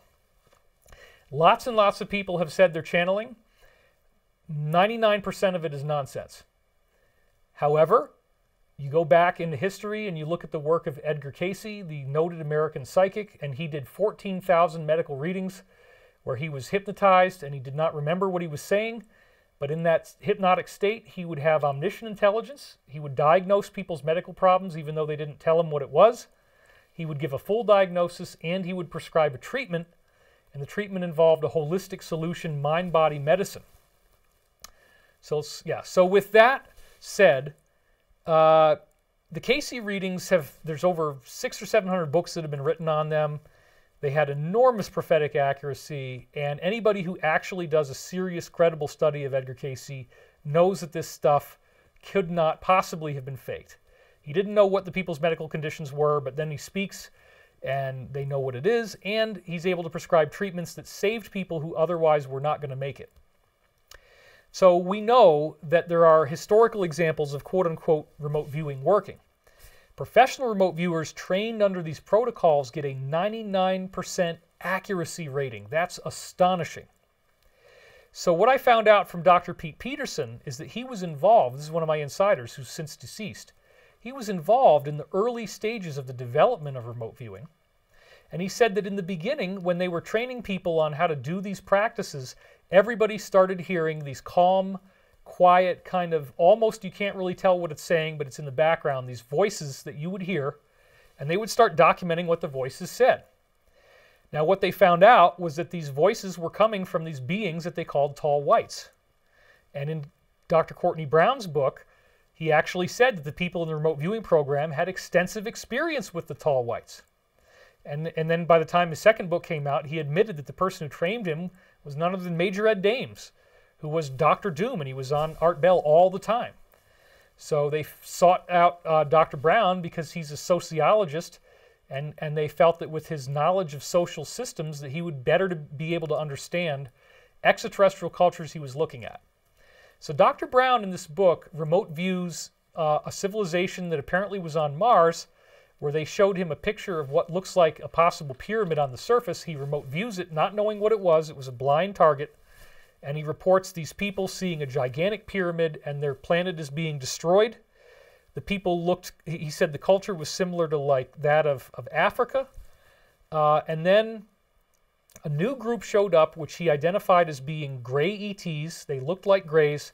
They were in a ship above the planet, and they started what he called packaging everyone very quickly to bring them away from the planet to safety before the planet was destroyed. So then I go and I read The Law of One, the very next book I read after putting down Cosmic Voyage, and in The Law of One it describes a civilization that was on Mars that was packaged at the end of their cycle genetically and moved. It's literally identical information. So I walk you through for the first time ever how The Law of One validated all these things that I was seeing in Dr. Brown's book, and how it also validates this notion of the so-called tall, white, human-looking ETs. Well, this is not something that gets me a lot of friends on the internet. The haters love this kind of stuff. But the way that I started was that I was writing down my dreams every morning, beginning on sometime in October 1992. And after years of doing that, in 1996, 4 years later, 3.5, 4 years later, this is when I read Dr. Brown's book. This is when I read The Law of One. And The Law of One, as I said, validated so many other things that I had been studying before that. And in the new book, I show you some of those things that I'd already been studying, and then I show you how The Law of One validates them. And I have hundreds of quotes from The Law of One. I do believe that first of all, I want to make this clear. The book makes it absolutely certain that The Law of One affirms the divinity of Jesus. It does. It says that Jesus was an embodiment of the galactic creator, which they call the Logos. So the term Logos is translated in the Bible as Word. So when Jesus says, I am the Word, he's actually saying, I am the Logos. So that's one of the things I talk about in there, that in the Law of One, Logos has a very curious definition. The Law of One, again, is the books that I started to read in 1996, and I found hundreds of scientific things that I had seen way since 1981 when the words were spoken that didn't exist back in 1981. A very robust scientific model of consciousness and spirituality with the idea, the fundamental concept that there is only one intelligence in the whole universe, and that's what they call the one infinite creator. And best of all, you are connected to the one infinite creator. You have a holographic link to that creator in yourself. Your awareness is the creator.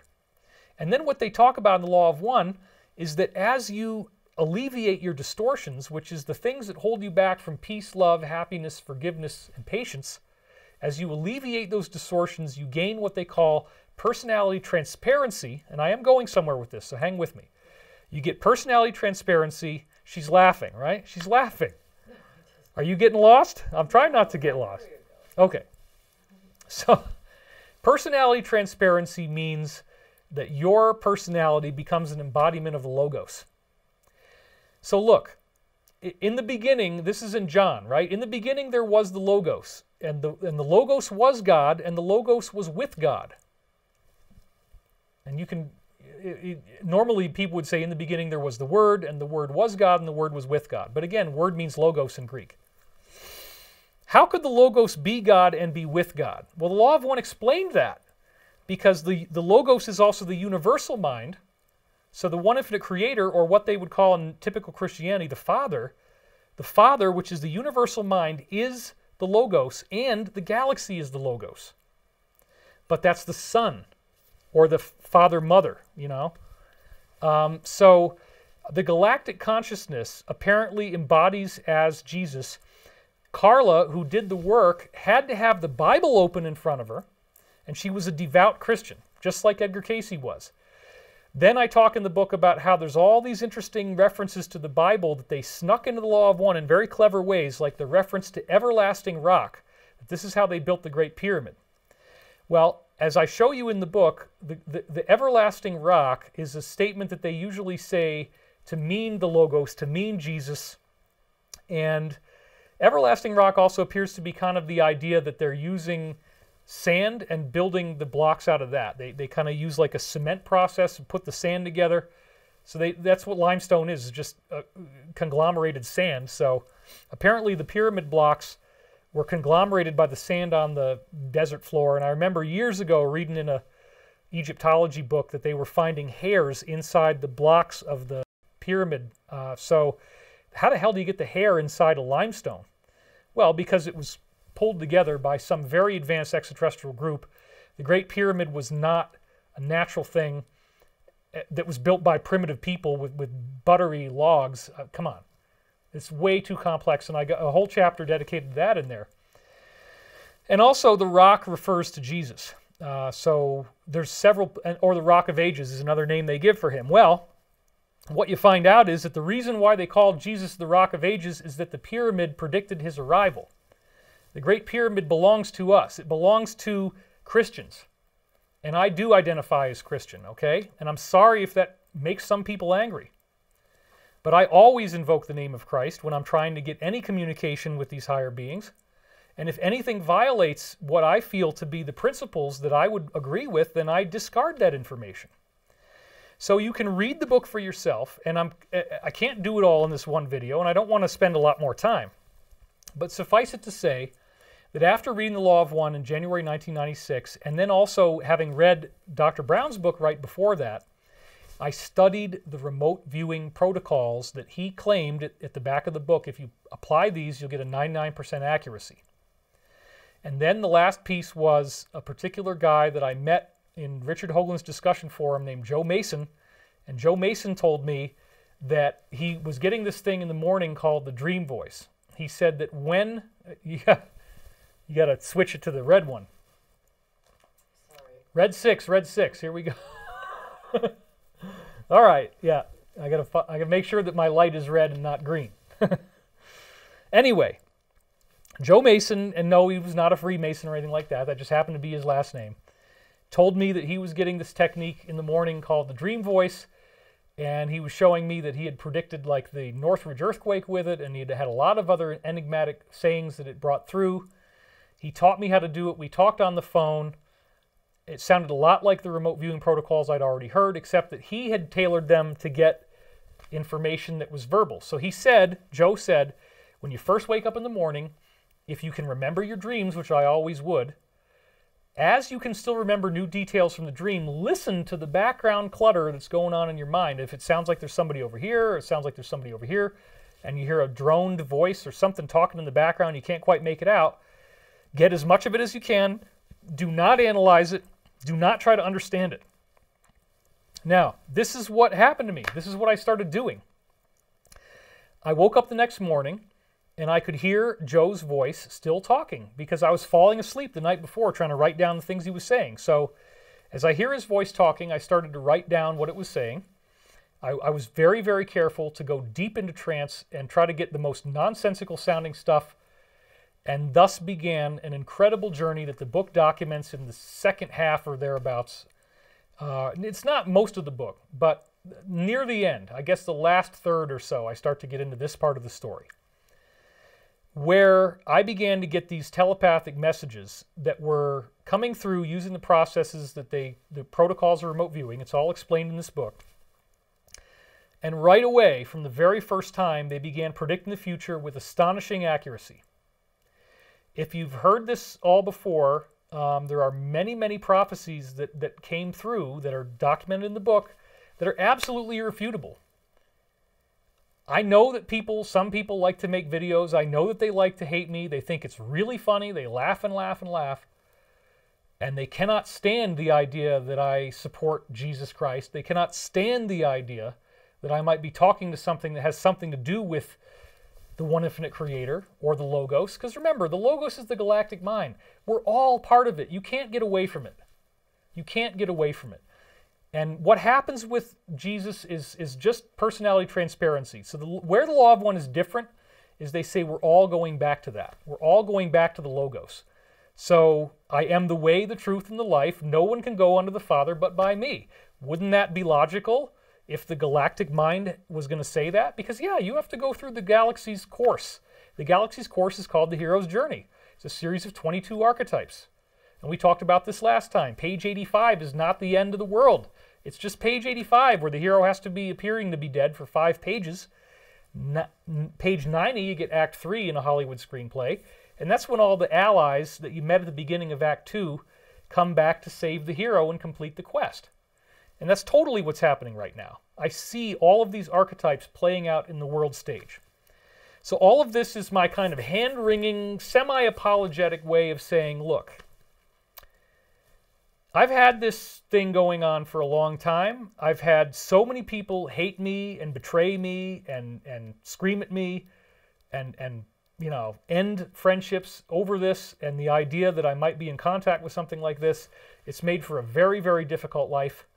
I did this process extensively between 1996 and 2000, and then as I had clients, I actually did this for professional readings for people. I did a total of 500 clients from 1998 to 2005. I don't do those anymore, so please don't ask me to do this, because if I singled one person out, then everybody would want it. And to be fully honest with you, by the time 2005 rolled around, I was starting to get more popular on the internet, and there was so much negativity and hatred coming at me that I became concerned that I wouldn't get the highest Christ-light, pure frequency vibrations anymore. I was worried that I might not get that accuracy anymore. And I'm concerned enough about that that I stopped trying to do this. I stopped trying to pull readings in as of about 2005. Now, there are certain exceptions to this. I do know how to do it, and the protocol requires that I'm in a very uplifting, peaceful state. I have to be in an extremely, extremely high vibration. Normally that doesn't happen, and honestly, I've been grumpy with the higher forces because they've guided me through some really, really rough initiations. So there was a part of me that said, I don't want to do these readings anymore. I don't want you guys, you know, making me look foolish, because some people don't like the idea that telepathy is real and that we all have a radio that we can use in our head to communicate with, for lack of a better term, God, or with Christ, or whatever you want to call it, your higher self, the Logos. It's all interconnected. It's all part of this greater thing that is divinity. So when I was in Canada, on my last trip to Canada, we had just moved to Burbank, California. We're now gone from there, so don't bother trying to find us there, because we're no longer there. California in general, just forget it. So, but at the time, that's where we were. So I had just moved, and then you remember this, Beth. I actually like scampered off to go to a vacation while you were left to unpack in the house. And I do really apologize for that, but I tried to do the best I could. Anyway, once I got there, I was in a very, very wonderful place.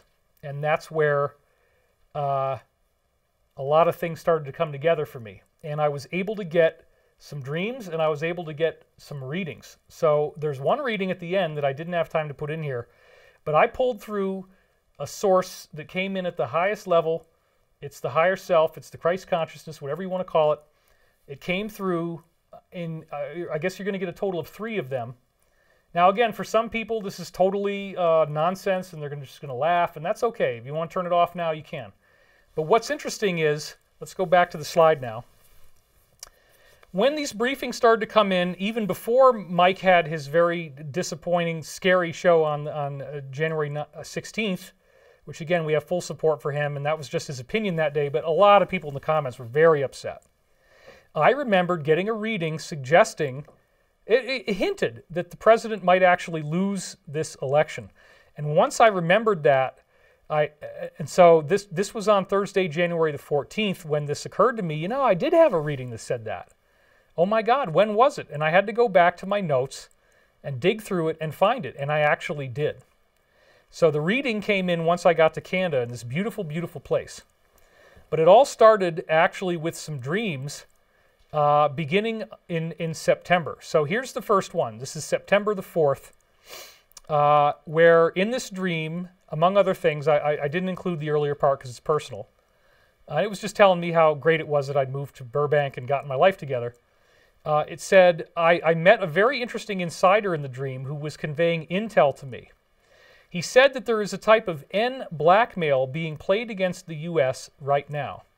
He said this was being done by an enemy of the U.S., though he didn't specify who.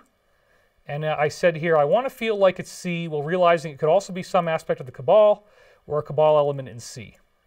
Now, this has become something that Mike was talking about extensively. This exact thing that I'm describing in the second bullet point is exactly what everybody's talking about, that this is being done.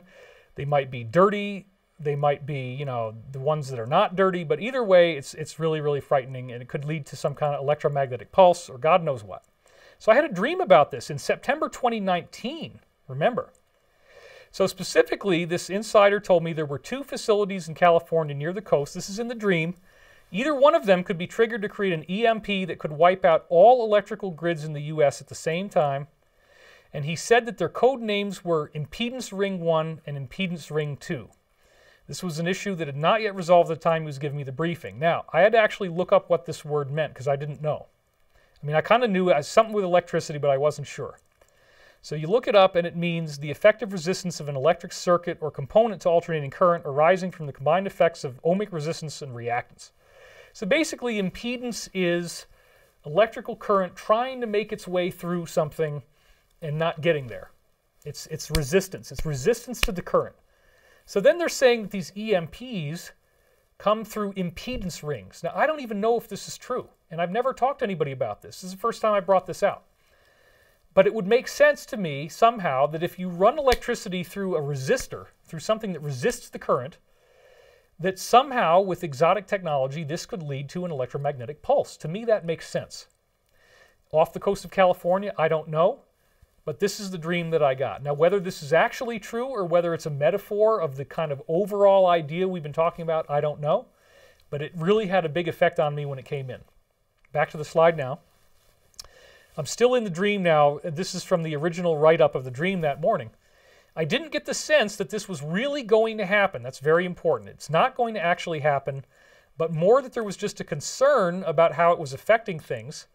This was clearly being done against the alliance by an enemy, and he also said this was part of the reason why everything was so quiet and that none of this intel declassified had been released yet, that there hadn't been any arrests yet.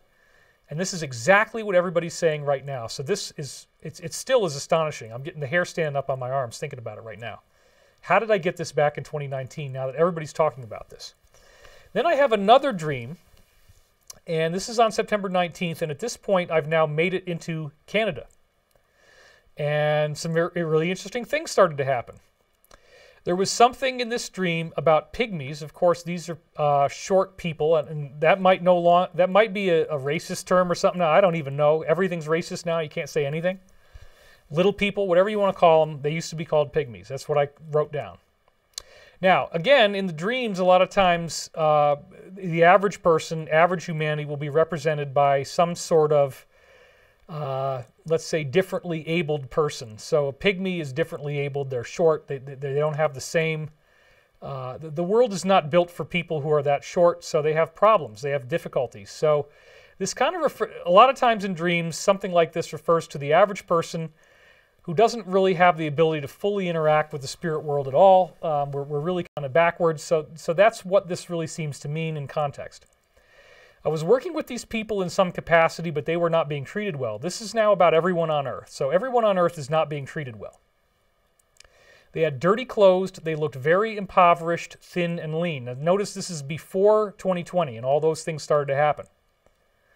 I haven't seen Wizard of Oz since I was a little kid, but I think it's safe to say they were a little bit similar to the little people who were in the movie. Okay. Now that I think of it, they were actually even more similar to the little person in the movie Legend, who seemed to be a slave of this devil creature called darkness. Now, this is the whole point of the dream, that we are the slaves of this devil creature called darkness, okay? And in the dream, this person ended up breaking away from darkness and working to defeat it. So in case you haven't seen this, this is the devil creature that was called darkness in the movie Legend. This is a wider angle shot of him, and in my dream, he just represents the cabal. He represents evil itself. Things got pretty heavy at the end. I was in my brother's bedroom, the one I was in when we grew up. For a couple of years, my brother and I slept in bunk beds in his room. Then I got my own room again. We just decided we liked having private space. It was a lot larger than the bedroom actually had been. I was in some kind of class where we were training in martial arts, and we had maybe 10 people in the room. The room was a lot bigger, but it looked the same. So this is all about, you know, we're all learning. The martial arts represents how we're all training, trying to make it in the world, trying to learn how to defeat evil and fight back and defend our boundaries. So we're trying to train in the martial arts. This represents everyone and how we're all trying to learn how to fight back. I was in the top bunk, so it's like a martial arts dojo, but it's also my brother's bed. And we were learning some type of warrior stuff as a group. Then in the middle of trying to learn this warrior stuff, this terrifying scorpion appears in the bed. It was large. It was about 4 to 4.5 inches long. The body alone was 1.5 inches wide, and it was very thick. So seeing this in the bed and knowing how fast they could move, both myself and the little person in the bed with me, we were both extremely terrified as this happened. Terrified. And it seemed like it had some kind of yellow rubber ring on it. And so this is where I said in the comments that this could be a nod back to that impedance ring dream that I had 15 days earlier about the idea of blackmail taking place. So now again, the scorpion represents darkness, the evil, the cabal, and the idea of this blackmail that they're going to do using these weapons of mass you-know-what. So it definitely seems to tie back to the impedance ring dream. So that's what this scorpion represents. It's what they're trying to do to everyone on Earth. This is a symbol of what the cabal is trying to do to everyone on Earth. I hope this is clear. So then the scorpion tried to sting my friend while we were in the bed. I don't remember who this person was, but I felt close to him. It was just, we were just hanging out in the bed, looking down, watching the dojo, watching people train. And again, he was this character from Legend. As we saw the scorpion, we both were so terrified that we leaped out of the bed and we jumped into the air and we were falling through space, free falling, to try to get away from this scorpion. And so I jumped off the bed. I hurled myself off the bed in the dream and basically launched myself off of the bed. But the scorpion somehow stayed with me. It jumped as well, and it followed me down, trying to sting me on the way down. And this again is a symbol of everybody being chased by this thing, being chased by this evil, being chased by darkness on a global level, and we all have to take this leap of faith. We all have to jump into the unknown, but then this thing is following us. So the whole way down, we're actually being followed by this thing. And it appeared in the dream that the thing was actually going to sting me before I could hit the ground, but I felt that if it got close, I would bat it away. And I woke up as I was still falling in the air. Now, the first thing that occurred to me, which I actually say in the notes, is that this was a reference to a dream that I had about the president. And I've told you guys this dream before, and I still stand behind the reliability of this dream. In this dream, I was driving on a construction site. Somebody was building a large building, and I'm a passenger in the car with the president. It's just me and him. He said some very nice complimentary things to me in this case, and he told me that he was uniquely qualified to go after this DS because, in his words in the dream, he had experience with dark business. He had seen it. He became aware of what was going on. He understood what was going on. He didn't like it, and he wanted to fight against it.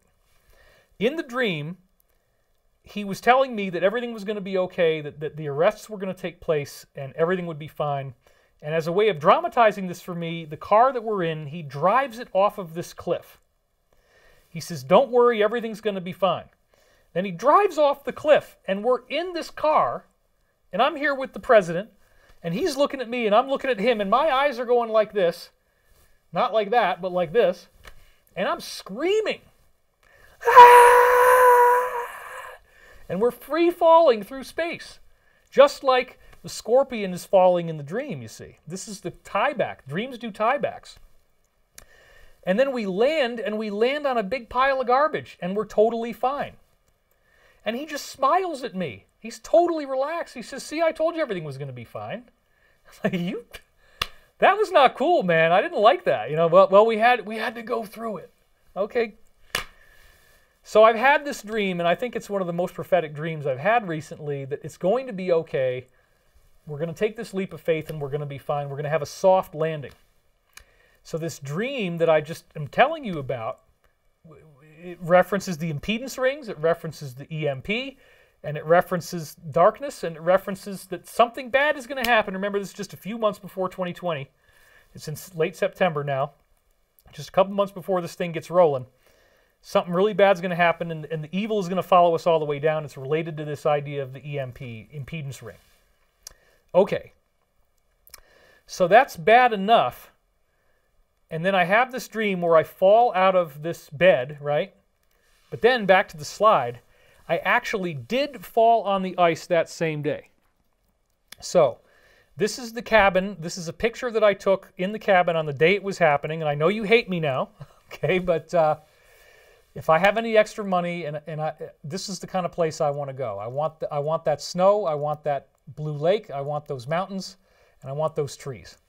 I have a very tiny cabin. That's about the width of the whole room right there. It's practically nothing. There's just a bed up where I took the picture. It's very small. But it's so beautiful. I mean, who cares, right? You go hiking. It's wonderful. When I stepped out that day, this is what I saw. Now, does that look like ice to you? Absolutely not. It just looked like it might have been a little bit wet. But it turned out this was all actually thin, and slightly wet ice. So I walked out on this ice and I slipped and fell. I actually slipped and fell and I landed flat on my back. It was completely terrifying. I was very upset, and of course it had just happened in the dream that morning. So this really told me, like, you better pay attention to this dream. This is really, really, really important. The strangest thing about this is that I was bizarrely unharmed. So if you look at, you can see there's a series of planks here. And I fell on the second stair down from the top. But I fell in a very strange way. I landed literally flat on my back. My head landed on the stair. My neck landed on the edge of the stair, and I was completely unharmed. I landed, and even though I fell from vertical to horizontal, and I fell straight down, my body landed in such a perfect way that I was unharmed, and I didn't even have really hardly any damage at all. This was very, very shocking because of what happened with the dream. And again, it showed me you better pay attention to this dream. It's really important. So I identified the readings that came right after this dream, because this dream is literally what led directly to a reading taking place. I identified those readings on Thursday the 14th, and I posted key excerpts from them to Twitter. Now, I can't prove that this was written in 2019 unless you actually look at the hard drive, because I do have time-stamped copies of these readings from when I did it. Now, I hardly use it at all, so that's why I still have it. Otherwise, I'm sure I would have been taken down, because I'm not saying anything right now, just every now and then. So January 14th, I quoted from these readings. Here it is. Now remember, this is in October of 2019, so this is 2 months before 2020 and all these crazy things started to happen that made life very depressing. This is what it said. Something is coming. A sequence of events that will be utterly mind-blowing to you, fueling conspiracy theories at large, awakening great anger in the populace, but also redefining the nature of what it means to be human and where we are going as a civilization. And then I say, excerpt from 25 pages of readings I pulled through my last Canada vacation. All will be shared this weekend. And then I quoted this too. So fear not. The changes are coming, and they will come. It will be beautiful, quite exceptional in fact, and worthy of a detailed study on your website when the time comes. So this is January 14th. This is where I was. Nobody knew about the fact that there was a dream where I fell first and that I actually had fallen in real life.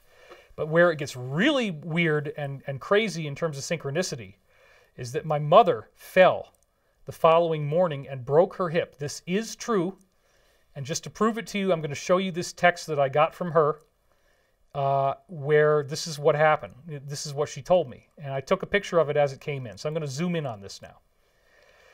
She said, just so you know, I slipped on the ice on my driveway this morning. I may have either dislocated my hip or broken it. I'm in the emergency room right now. They will do x-rays and find out what's going on. That was at 10 o'clock. Then at 11:21, she said, my hip is broken, so I need an operation. I'm not sure when it will happen. Could be today or not. Then she said later, the surgery is tomorrow morning at 9. With any luck, I will be home by Monday or Tuesday. Now, my mother is fine. Thank God. She, just like what happened with me falling on the ice, she has a minor fracture. They said they've never seen somebody fall on their hip like that and be in such good shape. My mother has a great diet. She gets a lot of exercise. If people have osteoporosis, this typically makes them wheelchair bound. So just like what happened with me, where I literally landed on my neck, but my neck absorbed enough of the weight just with the whole body, like the whole body just absorbed the weight at the same time, and I didn't get hurt, amazingly. My mother did have to get a little nail in her bone. It's going to be there forever. but she's already walking on it, and they say she's going to be home and she's fine. Minimal invasive surgery. So we talked about this, and she has accepted that somehow this very unfortunate injury, she's never broken a bone her whole life. And Beth, if you just as my wife, if you want to validate real quickly that we both talked to my mother and that she did fall on the ice. I'm not making this up. This is not a joke, folks. Yes, she fell on the ice, but she's good now. She's got a good spirit. Right. So what I'm saying, folks, is that this is the kind of weird synchronicity where I fell and then my mother fell only after I made the tweet. It's extremely bizarre. And again, these kinds of things, when physical events take place, it tells me you better pay attention. This is really, really, really important.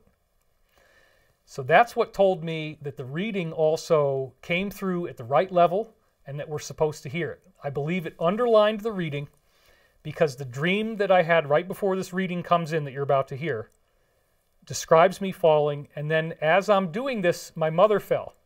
And Elizabeth, we can also talk about, and cut to yourself on the camera angle this time, that on the day that my mother fell, what was I getting done here at the house? Don't forget to cut to yourself. I know. That's a trick question. What were you getting done? Rolfing. Tell them about the rolfing. I guess we were getting rolfing done. Okay, so if you're not going to cut to you're shy. I get it. It's did. Okay. I'm cutting to myself. Oh, okay. Well, the red is still on me, but I guess that's because that one doesn't have Oh, it. maybe it is. Yeah. Oh, because. Yeah, there you go. Because. Okay, now you can talk to them. Now they'll see you. So yes. Do you remember that I was getting rolfing done, and she was specifically boring in on my right hip, which is the same hip my mother injured? Yeah. Remember I told you that it was like, because you know this, I've been having enormous progress in freeing up my right hip so I can use it. Yes. Okay, so that means that in addition to the impedance ring dream, the ring on the scorpion following me down, the scorpion symbolizing darkness, the planetary blackmail that's going on, that we're all being attacked by this thing, all of us are the person falling, right? That's what the dream means. Then I have to fall on the ice to underline that. Then my mother has to fall and break her hip so that we really know that we're paying attention after I tweeted about this. And again, that's not evil. This is just a way of using dramatic events to let us know this is very important and we need to pay attention. Just like that guy that did the video, and as I told you, I go there and I showed you this, 3,333 views and 333 subscribers. Again, suggesting this is all going to be fine. So with all that is build up, and now we're at 8:47, I don't have a whole lot of time left. This might go a little bit over 3 hours, and for that I do apologize.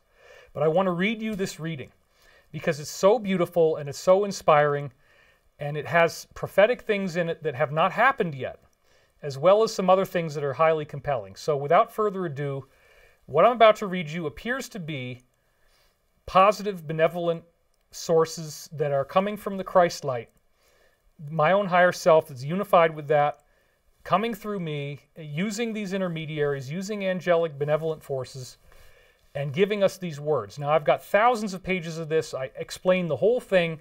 It's rare that I'm able to do one, but the beings are clear. I call it the beings, just for whatever, because there's more than one of them, and they are these tall whites or whatever. That's what they appear to be, what I've seen when they're doing this. But again, before you go laughing and before you go thinking that I'm crazy, which you probably will anyway, just remember that these sources have predicted the future countless occasions. I had 500 clients, a 99% success rate. People really get into this, okay? And I had one lady who got a reading from me, and it not only quoted the lyrics from some of the songs she'd written, but it explained to her why she'd written them. And she was in tears. She was blown away. There's a lot of really great stuff in the book about this and how it happened. So I think, honestly, that I'm doing it about as well as anybody can right now. I don't know if there's anybody else that's really doing it like this, following the protocols of remote viewing, doing it in the way that's the most likely to succeed and get authentic results. There might be somebody else doing it. Please don't send me all this stuff. You know what? There's so many bad channelers, and there's so many people that aren't doing it well. It's not that interesting. You know, we've had to say this before, but like, the Law of One, the Casey readings, the Seth books, and what I've brought together, and a few other things I mentioned in the book, that's really enough. We don't need tons and tons of channeling. And there's so much garbage out there that it flushes out the signal. So again, I hardly have done this since 2005, but when I was in Canada in this beautiful cabin, this is what came through from a very deep source. I'm going to read it to you now. And it's all about, it's for everybody. It's not just for me. Now this is really strange because this was on September 19th, 2019, and it says the states have all aligned in your favor. This didn't make any sense at the time, so I actually put SP next to the word states because I didn't know if that spelling was right. But now in context, we just had this E thing go down, and now it's like the states appear to have been lost. And it appears that, we're going to have this new situation show up for us that's very troubling to people. But the very first thing this time-looped reading said, with my mother's injury and my fall and the weird dreams and then all this stuff, the first thing it said is the states have aligned in your favor. And it's talking to you. And it's talking about this moment right now. I totally believe that this reading was meant to be unpacked right now. And I hadn't even remembered that I'd done this. Honestly, I just wrote all this down, and I went on with my vacation, and I said, I should go back and look at that, and then I forgot about it. So now it's come up. The states have all aligned in your favor. That sure sounds like what's going on right now. And again, I can prove that this was done in September 2019 by time-encoded things on my hard drive. Once we become aware of the new opportunities, we can no longer regard these situations as becoming more hostile in the extreme. And just leave it on this slide for a minute. I'm going to narrate over it. The current situation that we're in right now, in the time-looped moment that we're in, that my mother's injury shows us, and everything else going on, me getting that hip treatment, everybody's, the fear right now is that this is a very extremely hostile situation, but they're saying, wait a minute, the states have aligned in your favor and there are new opportunities. So it's not more hostile in the extreme. That's a prophecy. We don't know if this is true yet, but that's what it's saying. You have always been able to perceive light from darkness. And remember, they made a reference to darkness in the dream that was right before this.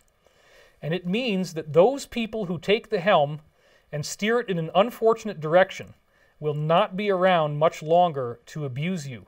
This is why we are here. The dream that they gave me, again, illustrates this in symbolic terms with a very dramatic message. But again, these people who take the helm and steer it in an unfortunate direction will not be around much longer to abuse you, and this is why we are here. These angelic, positive, benevolent ETs that we should all be happy about, we should all be happy they exist, they're making sure that nothing bad is going to happen to us. So this is the answer to the fear porn. We're going to be fine, everybody. We open up the doors of infinity and allow you to reflect upon the initiative that has been placed before us. For so long you have toiled and labored under the sun, not seeing the fruits of the vineyards for what they truly are. This is about to change. Now they give me a message here that I'm about to read to you. I really debated as to whether to include this or not, but I feel that I should. I feel it would kind of be irresponsible if I didn't include this. And again, you can troll on me, hate on me all you want. This is what they actually said. You, David, will become a celebrity in a way that does seem impossible right now, but is nonetheless ever achievable. So I can vibe into that because, think about it, if the stuff that I'm telling you is true, doesn't this become more important after it's proven correct? Wouldn't that lead to more public exposure? Yeah. So that's what I think it's talking about. Back to the slide.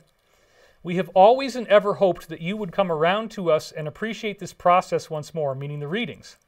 Which I don't think I've done another one since this came through. So they're talking to me now and hoping that I'll do more of these. So leave us a comment and tell me if you'd like me to do more readings because I need some encouragement. So many people get so angry if I ever even talk about this stuff. Oh, it's evil, it's wrong, it's bad, it's da-da-da, he's crazy, he's an egomaniac, he's just doing it for money. I haven't done it. Come on. I've put my life on the line over and over again. I've talked about very contentious material. There's no hidden agenda here, except that I hope that we will all be okay and that we're going to become more spiritual, loving, forgiving, compassionate beings. That's it. Okay? Back to the slide. They say, this is to everybody, do not be afraid of what is coming.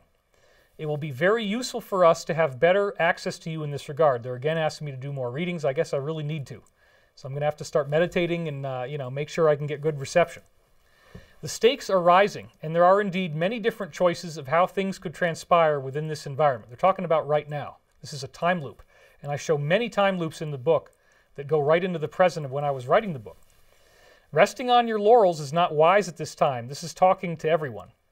Allow yourself to be of service in this regard, and you will be richly rewarded for what you have done. This again is asking me to do more readings. There are no previous opportunities that can compare to the beauty and the glory of what is unfolding before you now. By working together, meaning my and others like me working with these forces, these positive beings, we are allowing changes to happen in the world that are extremely benevolent and positive. We would like to see you stepping up to the challenge and allow yourself to be an instrument for these words at this most pivotal time in human history. Once again, they're asking me to do more readings. I guess I really do need to. We have agreed that the debts have been paid to your debtors, and the wherewithal to induce this positive change is indeed upon you now. I believe this means that we, as a planet, have paid off our karmic debt. We've been through enough negativity now that we can get these positive things to happen. We've paid out the karma. So this is for everyone. Now this is the line that made me wonder if it was saying that the president might not win the election in the second round. Because I remember when I saw this saying, uh-oh, that doesn't look good, because I know they like to tiptoe around and they're not always honest. So let's go back to the slide. Richmond, Virginia may be a place that is affected by the coming changes, but we fear not for the future as it is constantly changing. So Richmond, Virginia may be a place that is affected by the coming changes. Now, having done this for so many years, having had this happen so many times, that's the kind of indirect thing that they would say that makes me wonder if it's a prophecy about the loss of the election. But I didn't know anything else. And I did think about the states aligning in your favor. States sounds like an election. Okay, it could be something like that. Anyway, there's more to Richmond than we see. But let's get back to the slide here. So then it said, the flies are all moving in the opposite direction, and where they go is not predetermined. This is important because you will see real atrocities taking place as the prophecy unfolds. I've had a lot of time to think about the flies are moving in the opposite direction. And to me, what that suggests is like the idea of the earthquake, where the animals run when there's going to be an earthquake, right? And they're running and running and running. And even the insects, even the flies, are so afraid of whatever this is. It could be fire, could be smoke, could be bombs going off, who the heck knows what, but they're all flying in the opposite direction. That's the kind of hypnotic wording that the beings use all the time that normally I would never think of something like this. And that weird wording is typical of when you're doing it right and you're getting it from a deep level.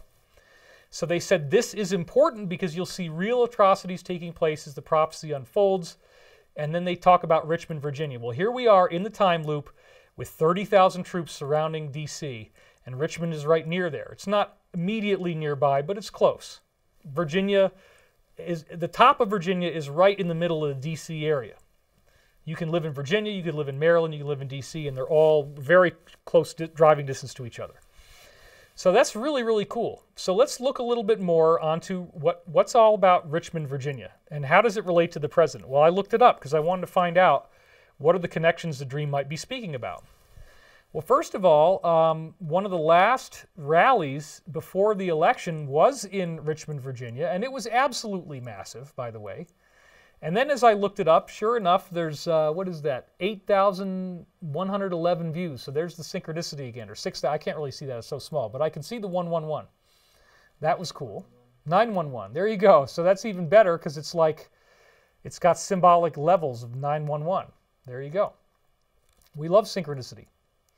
Okay, so then this is what happened when I typed it in on Google. And sure enough, just by typing it in and seeing what pops up, right in the middle, we have the news about the impeachment from January the 14th, V rollout update. All this came up when that's what I typed in.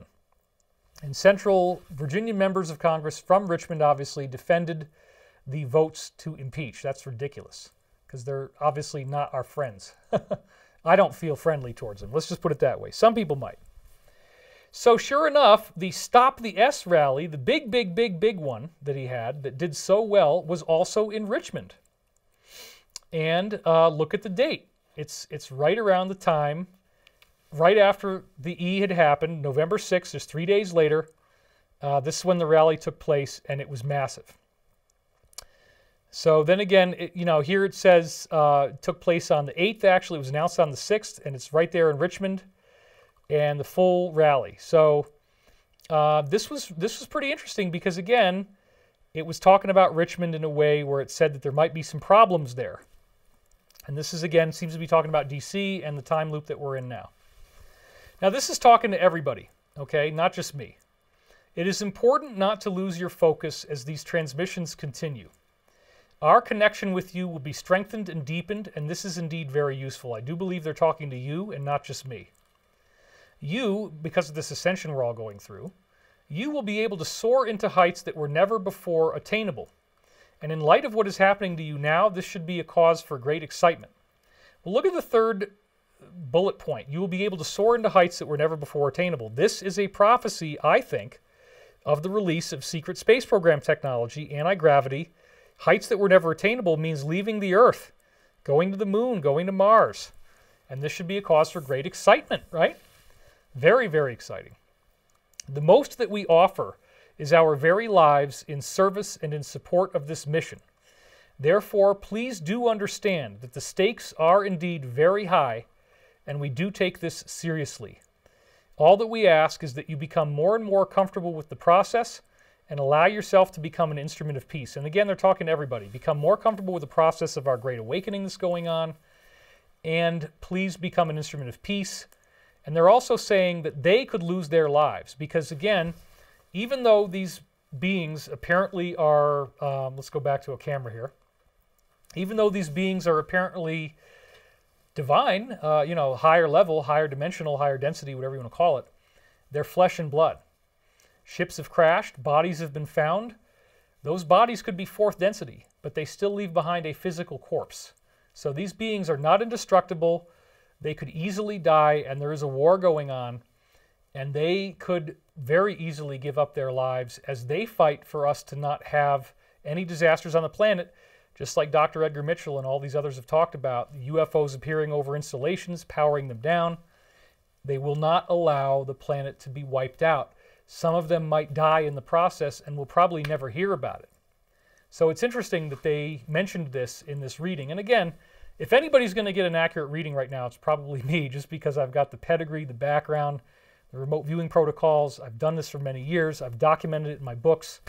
So I think you can trust this. I do believe with all the time loops, and I get hip work done. My mother breaks her hip. I had this fall. The dream has the fall. It's very strange. All right, back to the slide here. So they could lose their lives, is what they're saying. And then look at this. This is right in the transcript. If I can ever, have somebody forensically identify that this was in September 2019, which is very easy to do. I said, I have pain in my right hip that was starting to flare up. Isn't that something? It's all part of the signal here. It's all part of the message. And then I yawned and I said, let me see if I can move my leg. And that was the beginning of the hip trouble I was having that now has really, really escalated. And my wife was having hip trouble at the same time. In fact, you couldn't even hardly walk after I went to Canada. You remember that? Yes. Of course you do. You were not happy that I left, but we've gotten over it. Okay, we appreciate your dedication to this cause and remind you that you are loved more than you could ever possibly imagine. Peace be with you in the light of everlasting love. This is a good start, and we take our leave of you now. Adonai and Amen. So right after I get the hip pain, they cut it off because that was what was starting to interfere with the signal. You can't do this process if you got pain. So then another reading came in 2 days later. I'm still in this gorgeous, gorgeous place and very high vibrations there. As I've talked about in the last book, Ascension Mysteries, some of the stuff was happening there. Look at this. Israeli intelligence agents will reveal very much in the coming months. Well, that's talking about coming from now.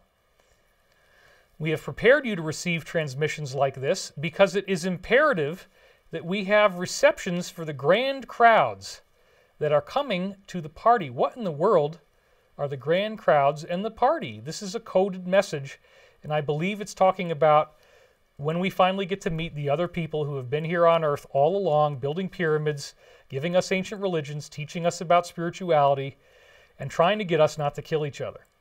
So the grand crowds coming to the party we're trying to prepare you for seems to be talking about the disclosure, the full disclosure where we get to meet ETs. And then this prophecy also says Israeli intelligence agents will give you much in the coming months. This has already started coming true, because you remember this slide?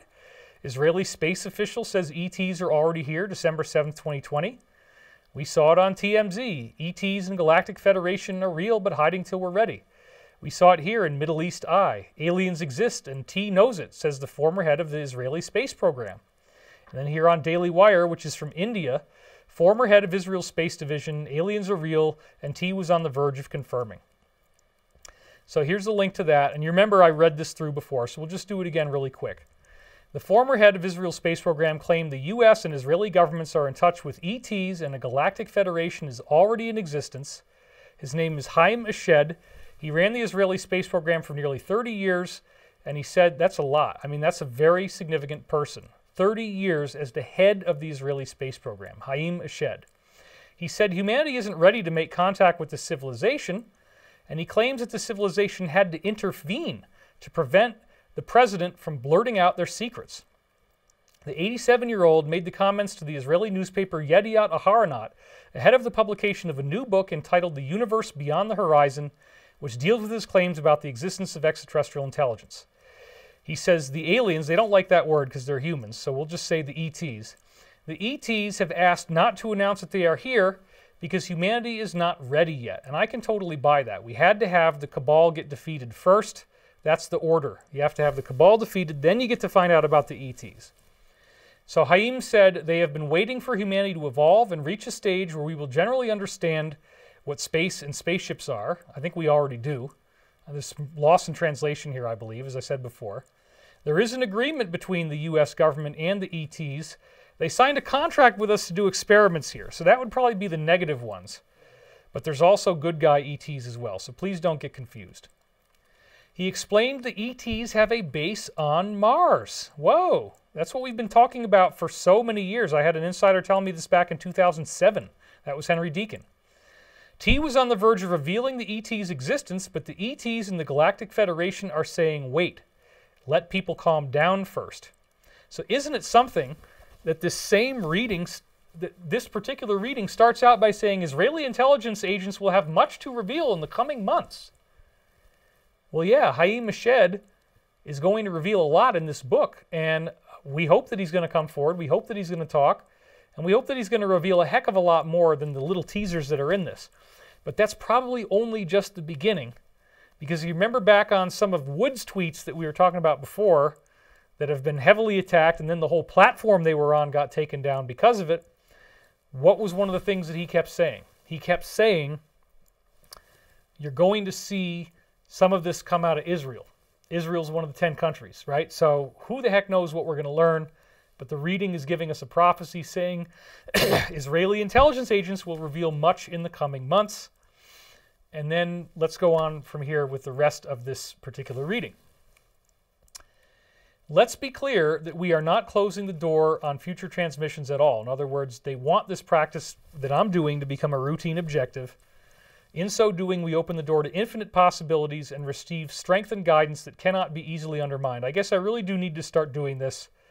They got me into telling you all this stuff. I didn't think if I'd ever tell the public about this. Okay, back to everybody else. At the heart of all this, we have an objective of planetary peace. That is where we are steering the narrative. It may not seem attainable, but in fact, planetary peace is entirely and absolutely doable within your current political reality structure. Is that not amazing? That's a prophecy. It just takes some adjustments, quote unquote, to be fulfilled. Well, adjustments are a lot, and that's what we're going through right now is what they call adjustments. But this planetary peace is entirely and absolutely doable in the current political reality structure. That's pretty amazing. The press ought to mind its own business when it comes to war. By slinging these arrows, it undermines public goodwill, and it's making craven attempts to change how we the people think, such as by censorship. This is very current, isn't it?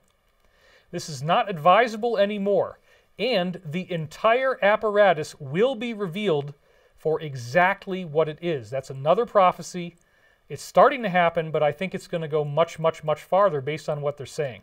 The entire apparatus will be revealed for exactly what it is, a warmongering press that's controlled and craven attempts to change how we the people think, undermining public goodwill, and slinging arrows. This disclosure, I put disclosure in there just because context, that's what they're talking about. This disclosure event seems to be coming slowly, but most people are already very aware of it, regardless of which side of this, in this case, political debate they may be on. We applaud your sincere efforts for taking the time to do this with us once again.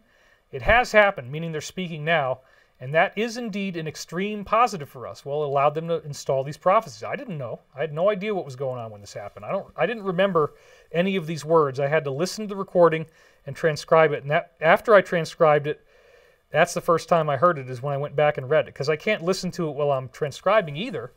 If I try to listen to it as I'm transcribing it, I'm not in the right frame of mind.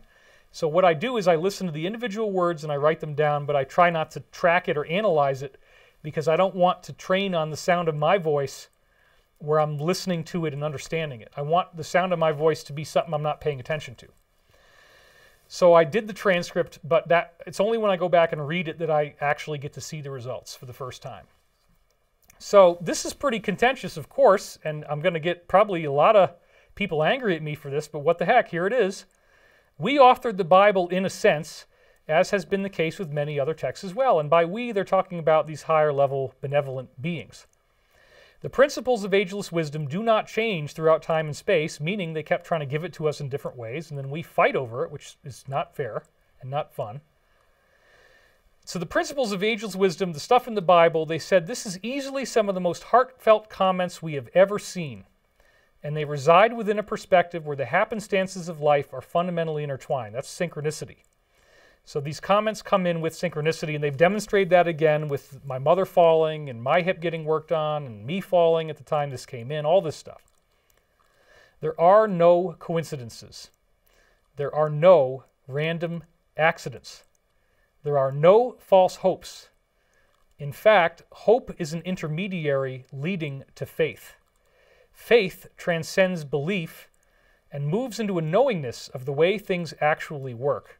And therein lies wisdom. The specialty cases like this one, meaning me, David Wilcock, the specialty cases like this one give us an opportunity to go beyond what normally was possible in terms of the level of intelligence of these transmissions, the scope and depth of what is possible, and the authenticity of the verbiage. I guess they like it. Thank you, guys. For that, we are extremely grateful for the service that has been provided. Through following our guidance, much has been accomplished, and there is far more to come. We often glance at the sidelines and consider what could have been if this were not to take place. And it is indeed a very happy moment for us to note that those timelines are forever denied in light of this new information. So, through various people following their guidance, this is not just talking about me, this is including benevolent, positive ETs, human ETs, meeting with people in the Alliance, I'm sure they have, and given them information. So through following our guidance, much has been accomplished, and there's far more to come. We often wonder what would have happened if we hadn't done this, and they said those timelines are forever denied. So I do believe ultimately, as we go further down, we're going to find out that benevolent ETs collaborated with the Alliance to make sure this would all work out. That's what I think they're saying here. The timelines of the planet being taken over, global fascism, are forever denied. We are very grateful for what all of you on Earth have accomplished in fighting back against tyranny. That's what I think this is talking about. And we look forward to taking the next steps with you as well. This is for everyone, and they want to meet us. And then they had this thing, I put it in quotation marks, like it's a side comment made by somebody else. This one, which apparently in context means me, gets away with it. And by that, I mean that through this channel, I guess, we can say things that others could not conceive of. We are able to spin the narrative away from the death and destruction that has become so prevalent in your news coverage. And we want to thank you, David, for taking the time once again to be with us in this matter. It is all over now, except for the fat lady singing. That is how close we are. Isn't that interesting? And we appreciate the opportunity to make some final adjustments to the narrative flow of the timeline. So this in the time loop says it's all over now except for the fat lady singing. And I wanted to send you this. This is a text from Danny and Brinkley, who does actually call me honey boy. This is... It doesn't mean that we're homosexuals, folks. It just is a Southernism. It's a Southernism that just means someone who you are very close to. But look at this. This is just yesterday. He said, I hear the fat lady. And I said, amen. So the top of this text I'm not going to show you, because the top of this text is a briefing that he gave me that has more information than I want to disclose publicly. But it's very similar to what I read you at the beginning. So then he sends me this and he says, I hear the fat lady. And then the reading in the time loop said, it's all over except for the fat lady singing. It's much closer than you think.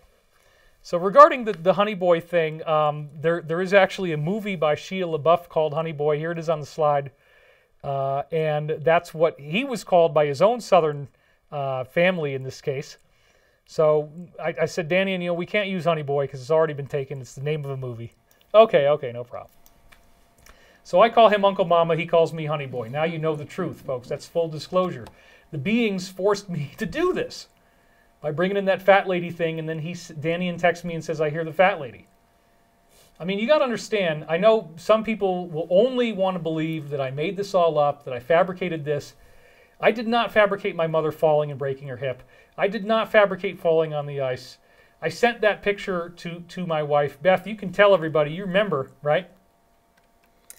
Can you just confirm, cut to yourself and confirm that I did send that picture to you that day and told you what happened? Which picture are you talking about? About the ice, when I fell on the ice. Oh, yes, that one. Definitely.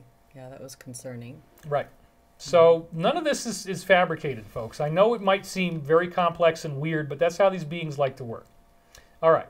So here we go back to the slide. We would not be here without your sincere efforts, and we appreciate that. It is always a good idea for you to remain in contact with us, for with this contact comes the opportunity to regain that which you had lost, a full knowledge of the great plan, at least to whatever degree can be accomplished within your current reality. And this goes way beyond just disclosure. This is the ascension itself. Okay. Even better is the understanding of your role within it and how you have helped so immeasurably already. We want to compliment and congratulate you, David. That is something you have not heard enough of over the years, despite the many followers of your work who have opined about their feelings. I would say that's true. Maybe with the new book it won't be that way. Because now with the new book you really get the point. You are releasing deep-seated stigmas, core programs as you recently called them, that told you you were unkind, fearful, lacking in vitality, not suitable for the task at hand, and otherwise insignificant. Your intelligence was questioned and your ability to take care of yourself, and we do apologize sincerely for that. Now, the ... is that they do a lot more pumping up my ego, and I don't want to drag you through all that. But they said very nice things about me. Let's just leave it that way. I'm sorry, but that's what I'm just reading you what I got, and that's why I cut the stuff where they keep pumping up my ego. All right. We have always appreciated what you have done for us and for humanity, and that is not changing now. The timelines are open. The future is now less and less indistinct, and the reality is of your choosing. Isn't that interesting? We are inspired by what we are seeing happen now in the world, and we want to remind you that you are loved more than you could ever possibly imagine. That is all for now. Peace be with you in the light of everlasting love. Adonai and Amen. Then, literally, 12 days later, I finally got another one. And it says, and it's talking to me again, your reputation is built upon impeccability. And by that, we mean that if you ever get in a pinch, we have resources available to help you out. So again, they're telling me and everyone else, please don't worry, it's going to be fine. Then they said this line, which didn't even make any sense at the time, the Iceman cometh. What are they talking about? We know that what he takes is a lot, but the opportunities beckon him at this point. We know that what the Iceman is going to take is a lot. This is a riddle, folks. This is a puzzle. This is another encrypted prophecy, okay? We know that what he takes is a lot. The Iceman cometh, but the opportunities are beckoning him at this point. Well, who is the Iceman? Well, I thought about it. I said, wait a minute. ICE is Immigration Customs Enforcement. So sure enough, I typed in these three terms. This was just today. Iceman. And then look at that. 10 things to know about T's Iceman. The White House announced Tom Homan, the immigration hardliner who's been acting as the director of the U.S. ICE Immigrations and Customs. So then I click on that, and this is what I get. On Tuesday, November 14th, the White House announced Tom Homan, the immigration hardliner who's been acting as director of the U.S. Immigration Customs Enforcement Agency during the past 10 months, has been named officially as the director, and his nomination has now been sent to the Senate, where he'll face a confirmation hearing. Here are the 10 things you should know about Tom Homan, the Iceman. So this all goes back to the idea of various nasty organizations that are working from below the border, coming up through. I showed you those pictures. That's why this is such a big deal. And the Iceman is a person who, of course, here is being referenced as somebody who's going to clean all this up. So let's just go back real quick to that again so we can get the context. Yeah, so it said, we know that what he takes is a lot. Yeah, so now that we've got it, I want to read it to you again. So your reputation is built upon impeccability. And by that we mean if you ever get in a pinch, we have resources available to help you out. The Iceman cometh. This is now somebody we know is an appointee from the president dealing with immigration. We know that what he takes is a lot, but the opportunities beckon him at this point. So what is he going to be taking a lot of? Probably a lot of prisoners. That's what I think this is talking about, folks. He's taking a lot of prisoners. The Iceman cometh. This is another prophecy about big stuff happening. Do not fear the changes that are happening in you and in the world. We are truly very blessed to have this cycle ending working out the way that it is, so forthrightly shifting in the direction that is most warranted. They are very confident that we are on the optimum timeline. This is the best way that it could have been. President T's apparent character flaws allow others to reflect upon what they might want to see in future presidents, and that is causing beneficial changes throughout the mass mind despite its seemingly reactive stance. I think that's a very wise thing. They're not insulting him, but they're saying, as each of us comes up against these things that the media is talking about, in general, the media is now forcing the entire conversation to rise up, the ethical level. And in fact, I believe the president has done an amazing job in becoming so much more dialed in to not offend anyone, to try to do the right thing, to try to not give anything to this entity that's trying to always create slings and arrows and trip you up. So we're all growing. We're all learning together. And each one of us is going to rise to a higher standard and see that there's more that we could be doing with our lives. Okay, back to the slide. So fear not. The changes are coming, and they will come. It will be beautiful, quite exceptional, in fact, and worthy of a detailed study on your website when the time comes. So it will be beautiful, exceptional changes. You have nothing to fear. This is all going in the right direction. So allow yourself to appreciate the good things in life for once, and do not worry about the fussy details of every situation. Focus on the large-scale visions and let them take you into realms undeterred by the thought of failure or any otherwise lack of success. This is your time, David, and they're talking to everybody, not just me. This is your time, and we really mean it. The world is your oyster, as it were, and you have earned great accolades and repercussions for doing so. Similarly, now they're going to out my wife here. And they say very great things about her. Similarly, the one known as Beth has made great strides in her character and personality, and for that and many other things, we are very proud of her. You want to say anything back to the alleged source of this, now that they've complimented you publicly? Well, I say thank you, of course. Of course. You have both held up, this is Beth and me alike, you have both held up under fire from allies and competitors alike.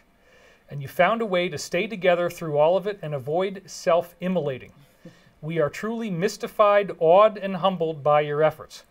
I guess they had to throw us a bone, huh, so that we would want to keep doing this, right, sweetheart? Yeah, we've been betrayed by, like, we counted once. It's like 23 betrayals, right? I think it was 27 at that 27? point. Okay, yeah. And it's gained in number since then, so.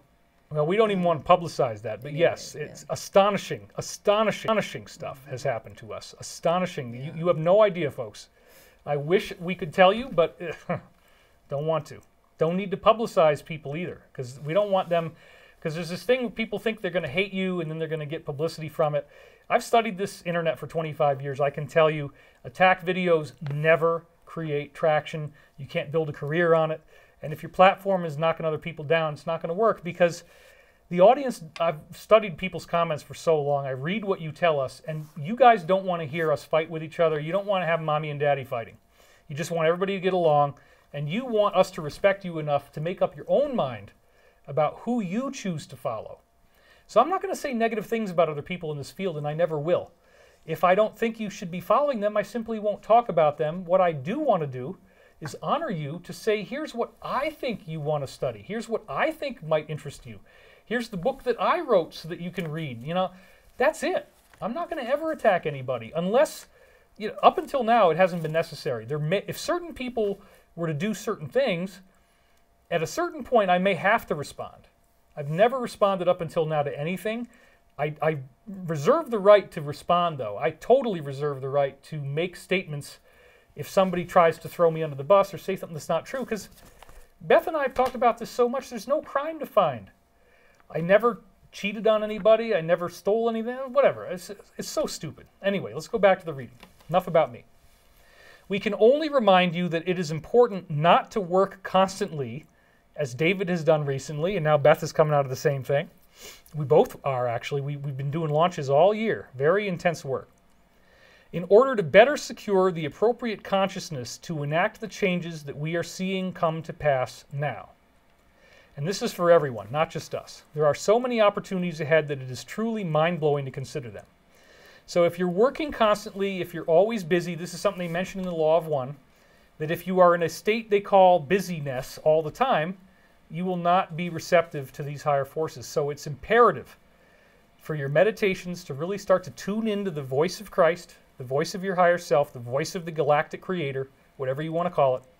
To tune into that voice, you need to slow down, you need to ground, and you need to have some time. So somebody like Mike, who I was talking about earlier from Natural News, he's doing it every day. So please, Mike, at some point, like, take some time for yourself, man, because, you know, we need to all do that. It might, but right now, I totally get it. He needs to make a broadcast every day because there's so much stuff going on, and we do listen to them.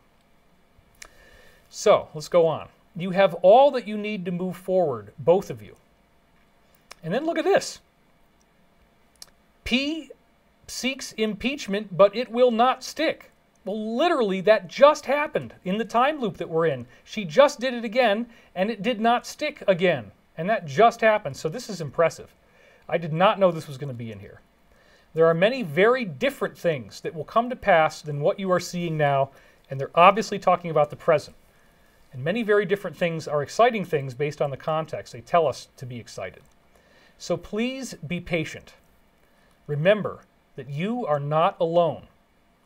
And we, as in these higher beings, are working within this structure to ensure that the surprises are kept to a minimum, meaning anything really that bad, and the gold diggers are weeded out as much as is possible. And here they're talking about the DS, the cabal, the elite, whatever.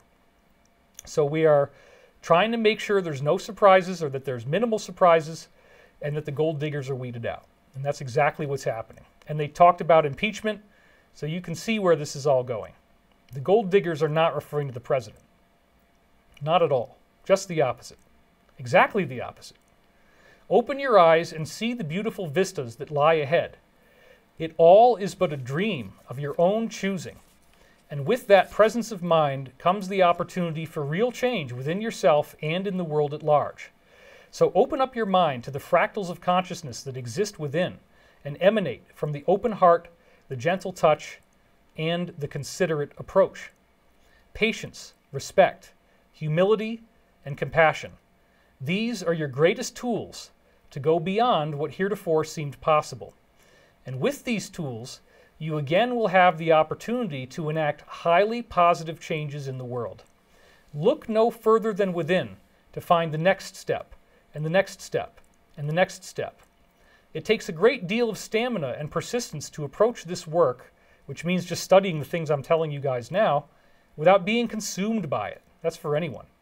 And you have done an admirable, if not amazing job under the circumstances, and I do believe they're talking to you folks as well as me.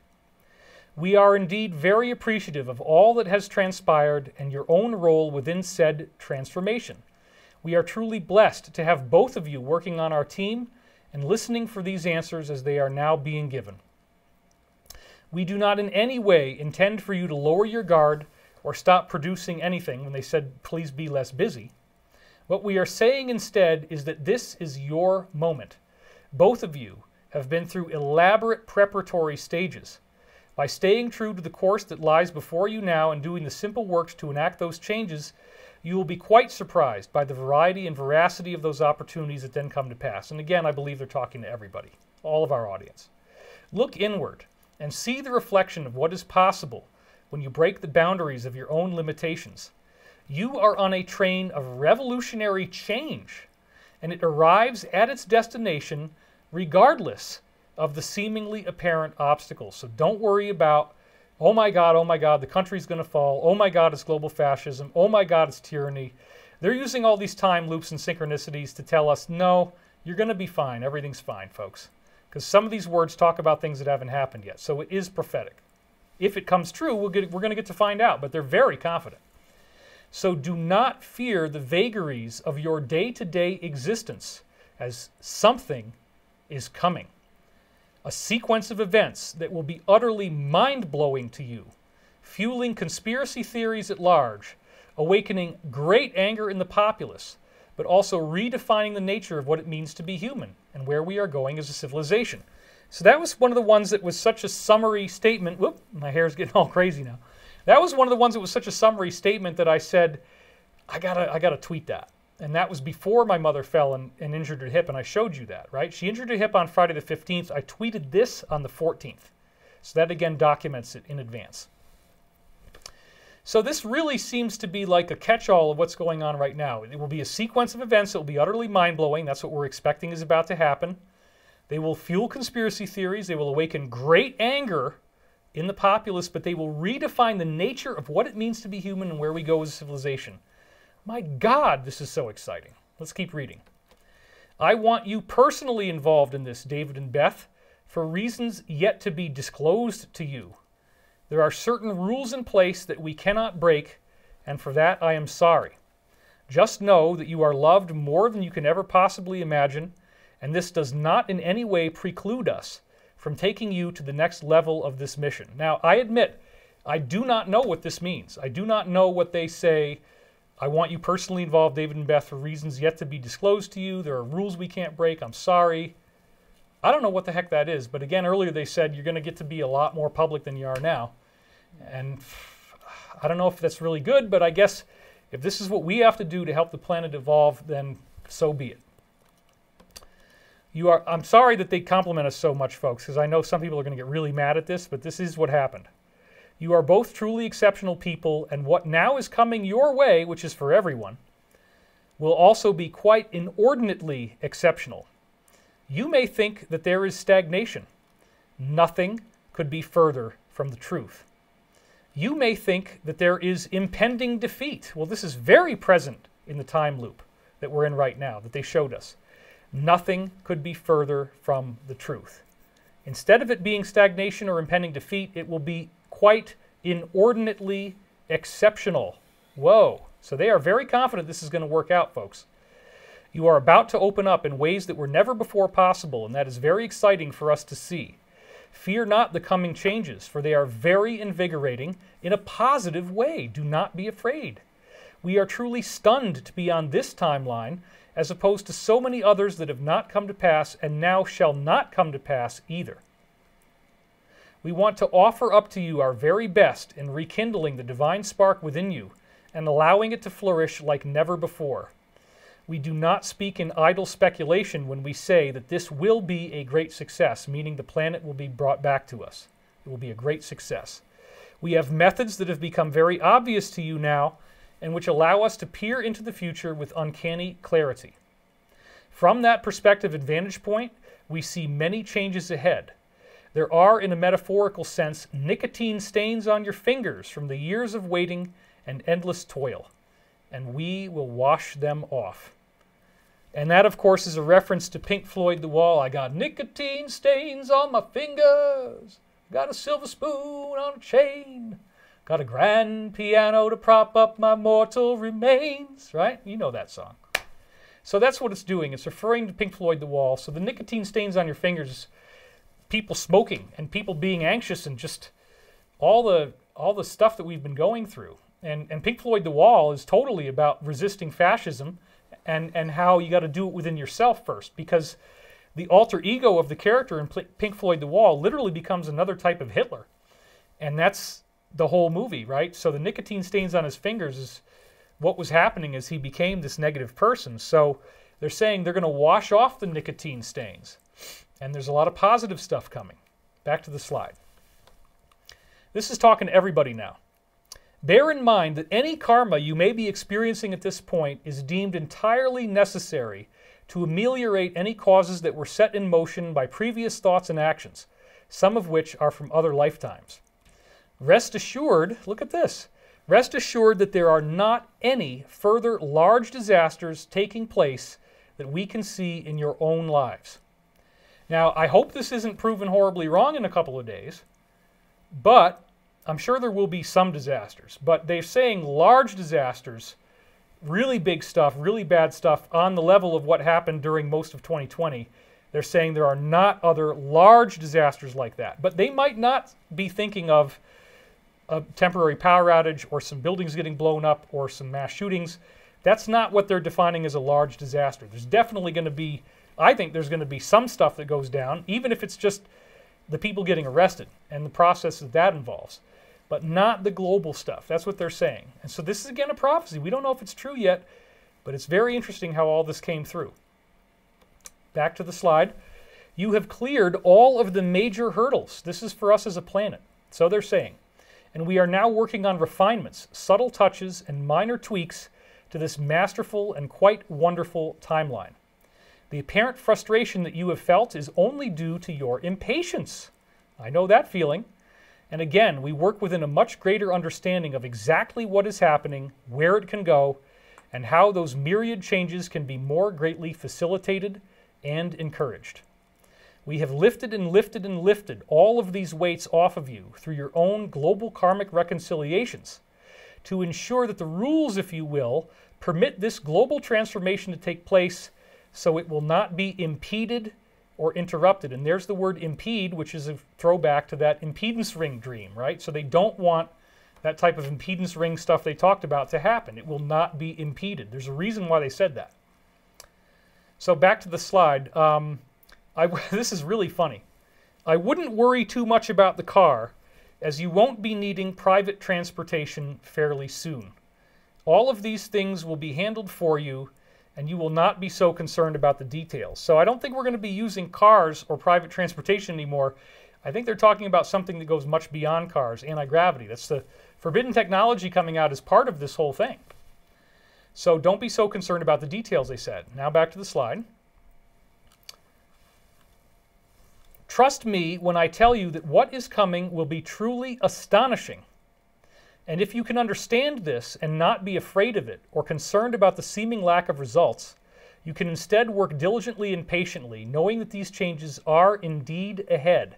They are now considered inevitable. I guess this is what the ETs think in their own world, and it is only a matter of time. Do not fall prey to the trap of expecting the worldly signature of these events to be easily predictable based upon existing hallmarks and available intel. They're talking very strictly about the present. The existing hallmarks and the available intel of what we see right now, at the moment that I'm doing this, with my mother having just fallen, certifying when the time loop is, the hip time loop. I'm getting my hip worked on by a rolfer right as my mother fell. I didn't even see the text till after I got the rolfing done. I didn't know that she'd fallen yet. It was in the emergency room. So this is a very powerful thing in my own life to give me this message with these powerful family, pain-oriented synchronicities, right? So again, back to the slide, do not fall prey to this trap of expecting the signature of these events being easily predictable based upon existing hallmarks and available intel. The intel for what is coming does not exist. It is not something that is under the control of any of the powerful men and women on your planet. It goes far beyond that now. So if I look at what this is saying, and I look at how the pieces fit together, the ETs have their own plans. They've told me many, many times, as long as we as a humanity makes our best effort to try to restore freedom and end persecution, bring about justice, they on their side will make sure that that takes place. And they said they're putting their very lives on the line, and some of them will die. So it appears, if I am reading this right, that we are going to get an open interaction with them as part of disclosure, and they're using methods like this, and I'm sure many others like Hayim Eshed. They're using these kinds of ways to get us ready for what's going to turn into some sort of actual open communication. And they prefer the telepathic method. They don't like materializing in front of people in person. That's usually not how they want to do it. They talk in the law of one that can have very bad consequences. Okay, so back to the slide again. The intel for what is coming does not exist, and the people, the most powerful people on Earth, including the president and the alliance, they don't even know what's going to happen. It goes far beyond that. So that's really, really exciting, folks. Expect something from the ETs even much bigger than what we ever heard in 17. The changes themselves have now authorized the unfolding that is to occur. We are not at all displeased by what has transpired. The mass awakening has come in many, many stages, and it realizes great triumphs as well as exposing many apparent flaws and seeming setbacks. So don't fret about the small stuff, as it were. Look within. Allow yourselves to be redefined by what is coming. You will not be disappointed at all. In fact, as we said, the changes are quite inordinately extraordinary. So now the voice, my voice as I'm speaking, actually changes. It becomes softer, it sounds more like a woman, and it becomes slower. This is at 42 minutes, 16 seconds. I don't know why. I'm just documenting what happened as it was coming in. I don't remember any of this. I don't remember saying any of this. I don't remember any of this happening. I just want to be clear. Now they say this. Now that we have a deeper connection, let us pause for a moment and reflect upon the beauty of the present moment. We see so much that still lies ahead for you now. Without getting into all the details, it is quite wonderful to behold. And we will never leave you. We will never fail to look within and reconcile what you already know is possible with what has not yet transpired. I guess I didn't word that quite right. Intone it quite right. Let me try it again. We will never fail to look within and reconcile what you already know is possible with what has not yet transpired. So we only persist through this awakening process long enough to imagine the next steps with enough clarity that everything becomes possible once again. Look at yourselves and think about what you have already done. Open up your mind to the possibilities of the next steps, and you will not be disappointed. I couldn't have asked for a better outcome than what we are now seeing. Isn't that something? That is not what most people are thinking right now. Not at all. You have truly outdone yourselves, and we sincerely admire the dedication that allows for these changes to take place. They're talking about the president, they're talking about Powell, they're talking about Flynn, they're talking about Wood, they're talking about Pompeo, everybody in the alliance. That's what they're congratulating everyone. You have truly outdone yourselves. Without this degree of focus, there would be no ascension, as we have asked you to envision it. Instead, there would be chaos and destruction. So we needed to have this uprising within our own people, or nothing would have worked out. So when we consider the timelines that are present and which ones work for us and which ones do not, we need not fear the outcomes anymore. They're being very redundant on this. Enough work has now been performed to relegate those unfortunate circumstances of lesser value in the grand spiritual sense to being negligent or even non-existent. So there's nothing bad that's going to be happening. It's all leading to the ascension. And this is part of the ascension. We're in it now. I know full well what you have accomplished, and I am truly very sorry about how hard it has been to reach this concrescence. This is for everyone. But fear not, for the great work has been performed, and the awakening is properly guided. and the unfolding process will occur on schedule, as is warranted. I know what it means to be down and out, as it were, but I wouldn't run from it. I wouldn't run from embracing the emotions of the joy and the pain that you have gone through to reach this vantage point. This is talking to everybody. And remember, we weren't down and out yet in 2019, right? We hadn't had the collapse yet. It is again truly extraordinary to marvel at how so many decisions enabled this current remarkable timeline to be activated. This is complimenting the Alliance and complimenting the President. There is no reason to worry about what has not yet happened, as you will see mountains moving in your favor. You will see opinions and perceptions shifting dramatically, and you will see cosmic distributions of light-love energetics. This is obviously a hyperdimensional kind of thing. You will see cosmic distributions of light-love energetics sufficient to allow those who have awakened to their greater potentials to be activated in ways that might heretofore have seemed impossible. So with the Ascension stuff, they talk about telekinesis, they talk about telepathy, they talk about levitation, bilocation. It's not going to happen right away, but these things become possible. It's really, really cool. Do I have any water here? Oh, my wife left me some water. Thank you, sweetheart. You're welcome. All right, back to the slide. I won't lie to you in saying that the changes come with stress for most. But bear in mind that this is not as bad as it seems.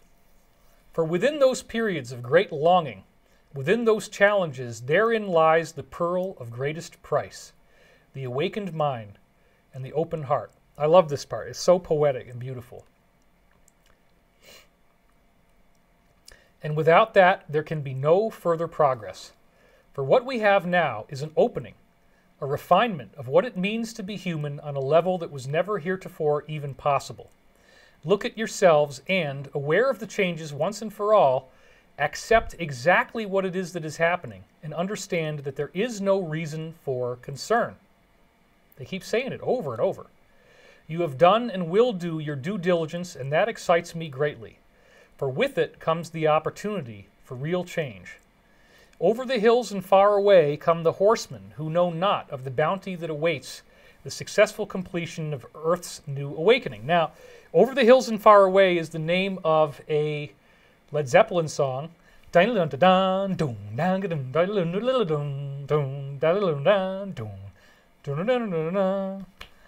have I loved, many times been bitten, many times I've gazed along the open road. That's the song. I love that song. It's one of the best Led Zeppelin songs. So they quoted from that, and then they also mentioned horsemen, and that's the Led Zeppelin song "No Quarter," right? Where they carry steel, they carry news that's tried and true, to build a dream for me and you. Oh, my pitch is terrible there. They took the path where no one goes. Right? That's the whole. And they're talking about the Four Horsemen. So I don't know why they reference Led Zeppelin here, but the Four Horsemen are a symbol of death. And maybe there's some clues in the lyrics to Over the Hills and Far Away. I could unpack this more. I haven't really done that yet. I just literally built all these slides. But the Four Horsemen are like the apocalypse. So it's talking about the idea that the people that are trying to create this apocalypse know not of the bounty that awaits the successful completion of Earth's new awakening. So it's another statement about how things are going to be going in a very different direction here. Back to the slide. We are only tasked with supporting that which is inevitable, the seemingly small-scale steps that each soul makes as they struggle to redefine themselves. In light of this new information, walk with me a bit and allow your imagination to be suitably impressed by all that has already come to pass and by what will be transpiring as you enter into this next phase. We do not want you to be disappointed, and you will not be, for what we have done is already quite extraordinary and not to be dismissed. For it is when those like yourselves step up and redefine their existence that we see the greatest positive changes that will become realities now for so many more than had heretofore ever been possible. Look not to the sidelines, what has gone before, the drowning in a sea of emotions, the intense sense of loss and lack and limitation. Instead, focus your gaze upon the vistas on the horizon and what they tell us about our future destiny. These changes are now inescapable and again very positive. We dole out small pieces of information on an appropriate time basis so as not to interfere with what is coming, while also giving you a healthy preview of the inevitable nature of this glorious future. So just stick to your resolve without being swayed by the apparent success or failure of what you see happening in the world in today's currently emotionally charged marketplace. It will all be changing soon enough, in ways that cannot be foretold, only experienced. And with that, I take my leave of you, for this transmission grows weary. However, I am very impressed with what we have accomplished here today. I ask you to redefine yourselves around this authoritative statement from a very deep and authenticated trance level, inspiring the very changes that are already inevitable and encouraging them to proceed without interference, only as prescribed. This is the Great Awakening, and you shall have your roles to play in this process. Each of us do. We all do. We don't take you, the listener, for granted at all. We know how hard you have worked and how far you have come to be willing to do this much without stopping or setting down the sword within your quest. I liken it to true heroes, and I remind you again that you are loved more than you could ever possibly imagine. And I mean that. You are loved so very deeply, and you are protected so effectively that many of the things that concern you now are entirely superfluous and not even worthy of your conscious focus. That is all for now. Peace be with you in the light of everlasting love. Adonai and Amen. Okay, there's one more reading after this. It's a lot of personal stuff for me. I didn't have time to build the slides. I've been working frantically since I learned about this to build this show. This is a very complex show. Very, very large number of slides. So there was another reading on October the 8th, and I only have cherry-picked maybe 4 excerpts from it because I didn't have time to do the rest. We're going to do this, and then we're going to do a quick meditation to make sure that everything's going to go smoothly as they seem to be promising us. But let's read just a few excerpts from this last reading. This is the last of the 4. Here we go. Back to the slide. Subtle clues are not enough anymore to evoke mass effects. We are seeing the big changes arriving now, and they will continue for some time. So don't think this is all going to happen at once. There's going to be many, many big changes. It's not going to be subtle clues anymore. This is not an overnight process, so please do not fall prey or victim to the idea of an all-defining event or a series of events in a matter of days or weeks. Well, isn't that quite the time loop? Aren't we all expecting an all-defining event in a matter of days right now? And didn't I tell you that even if the inauguration proceeds the way that the media tells you that it will, that there's tons of backup plans in the international community? They are not going to let this happen.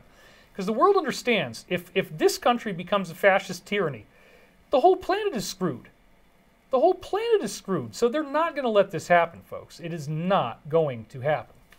But again, look, please do not fall prey or victim to an overnight process, the idea of an all-defining event or series of events in a matter of days or weeks.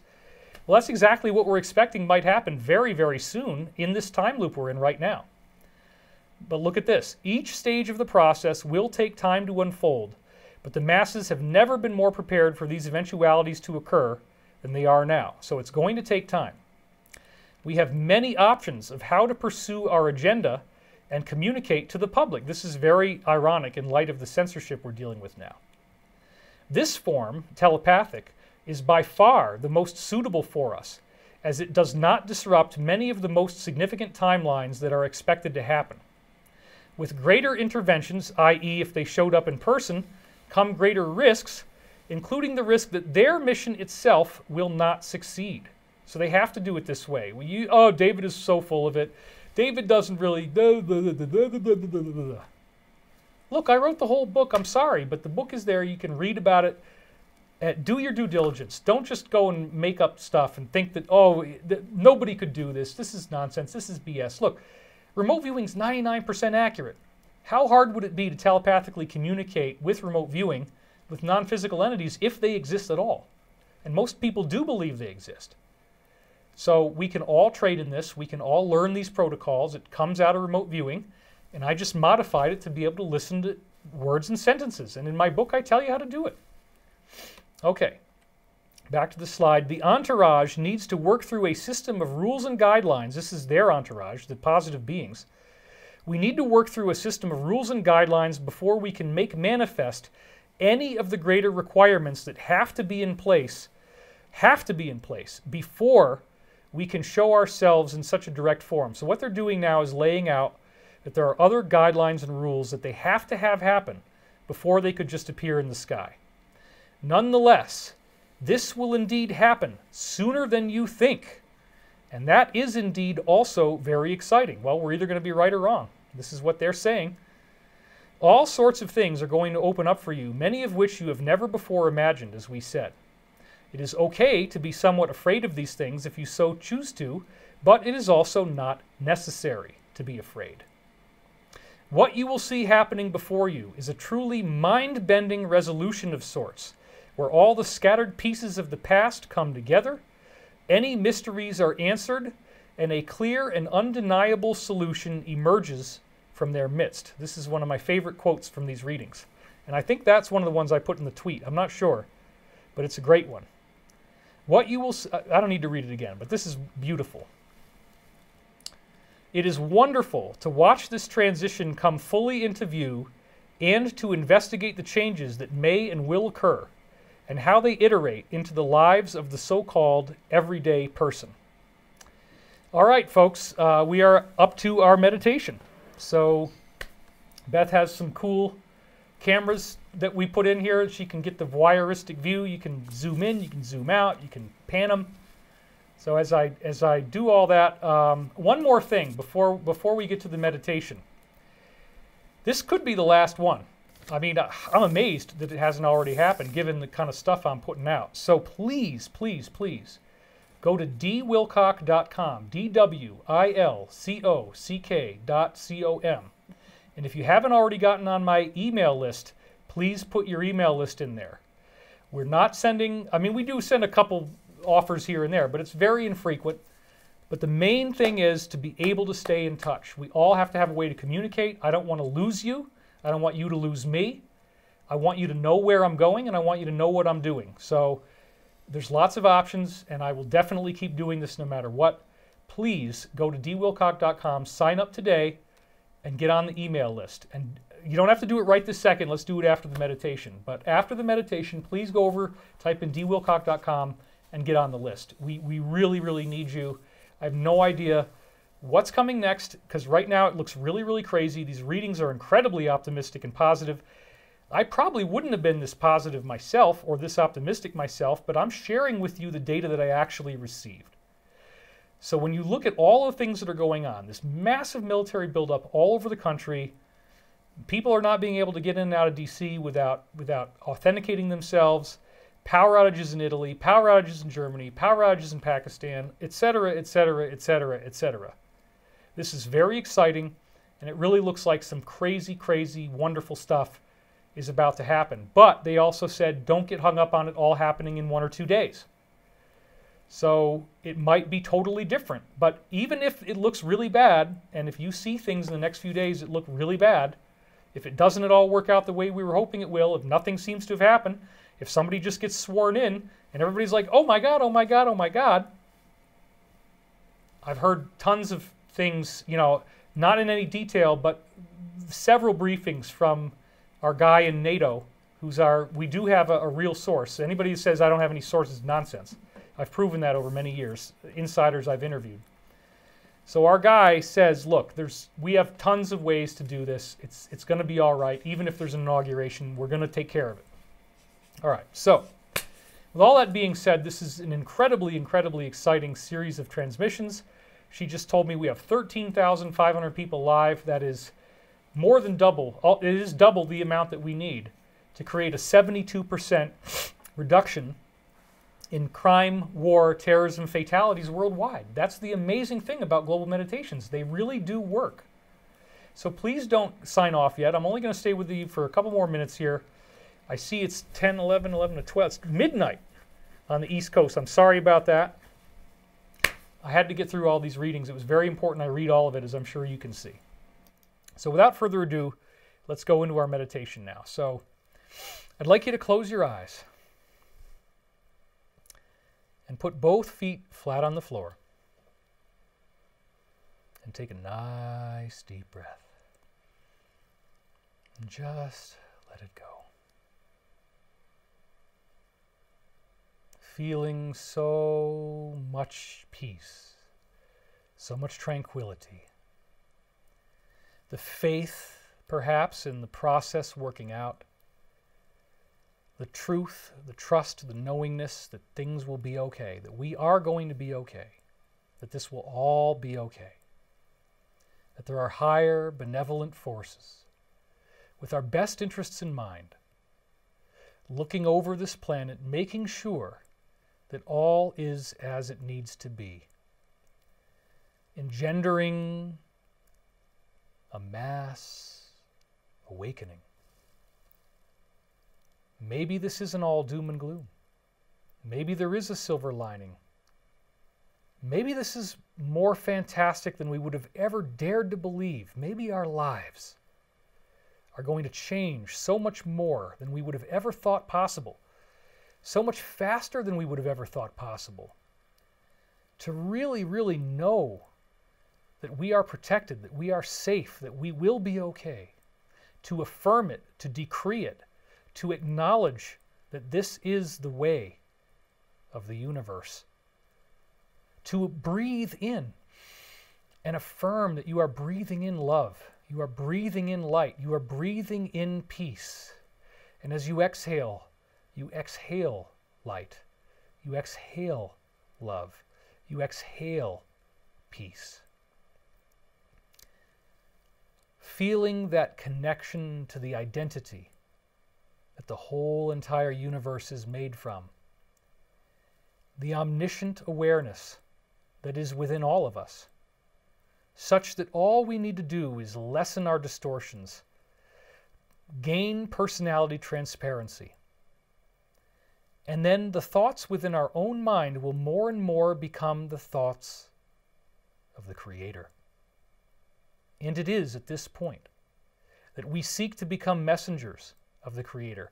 We seek to share with others the love, the peace, the joy, the harmony, the everlasting happiness, knowing that we cannot die, that we will always exist, that life on earth is a school, and that we learn various principles through experiencing and making mistakes.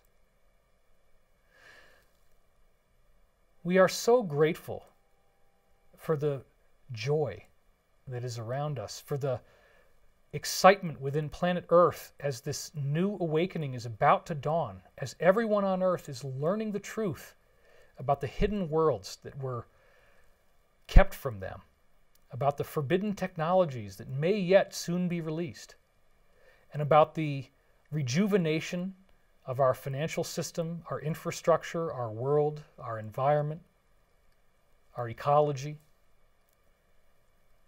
We have the power to completely transform this planet into a true paradise within our current existing political structure. We heard this from the authenticated reading that came in, with all these time loops showing us that we can trust in the goodness of what is going on. We can have faith. We can be hopeful. We don't need to carry around sorrow and burdens. And we don't need to beat ourselves up. When you see yourself in the mirror, be kind. Gaze into your eyes with love. For you have been so hard on yourself. You have beaten yourself up. You have felt that you haven't done enough. You felt that you weren't paying enough attention, that the planet spiraled out of your control, that it's terrifying, that you have no idea what to do. Now, as you exhale, breathe all that sense of lack and fear and limitation out. And breathe in trust.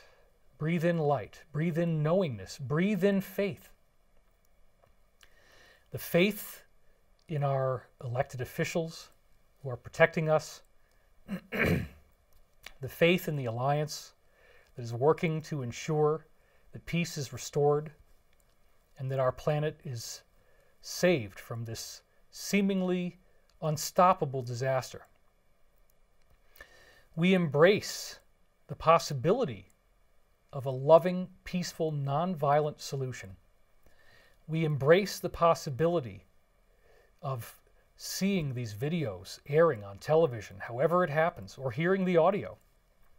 The incredible, incredible civilization-defining events that may happen in the future.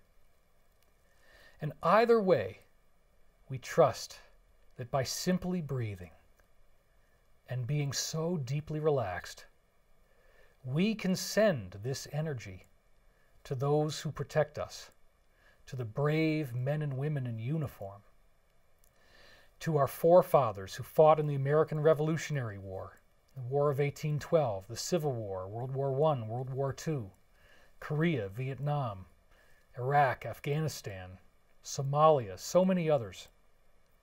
We thank you for your service. We thank you for your dedication. We know that you might be afraid. We know that this is very rough. We know that you're sleeping on hard floors. And the MyPillow CEO is donating pillows to you so you can be more comfortable. We thank him, and we thank you for what you're doing. We thank the command structure. We thank everyone who is working for the higher and greater good here. And we affirm the success of these plans, the fulfillment of the grand awakening that is taking place at this time. Take this energy and send it into the earth, the energy we are raising now. Visualize the earth itself healing.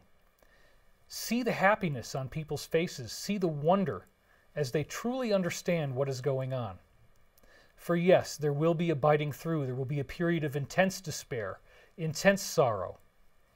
And we ask that that sorrow be lessened, that the sense of relief about being okay will circumvent and supplant the enormous fear and disgust that people will fear, that they will learn about, and that they will learn about as this process comes through and as we hear these things.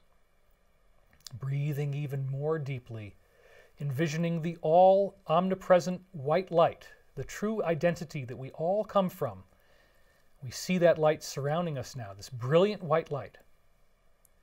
And we ask that that light spread forth, spread through the planet, spread through all those who are in need of prayer and healing, all those existing in despair.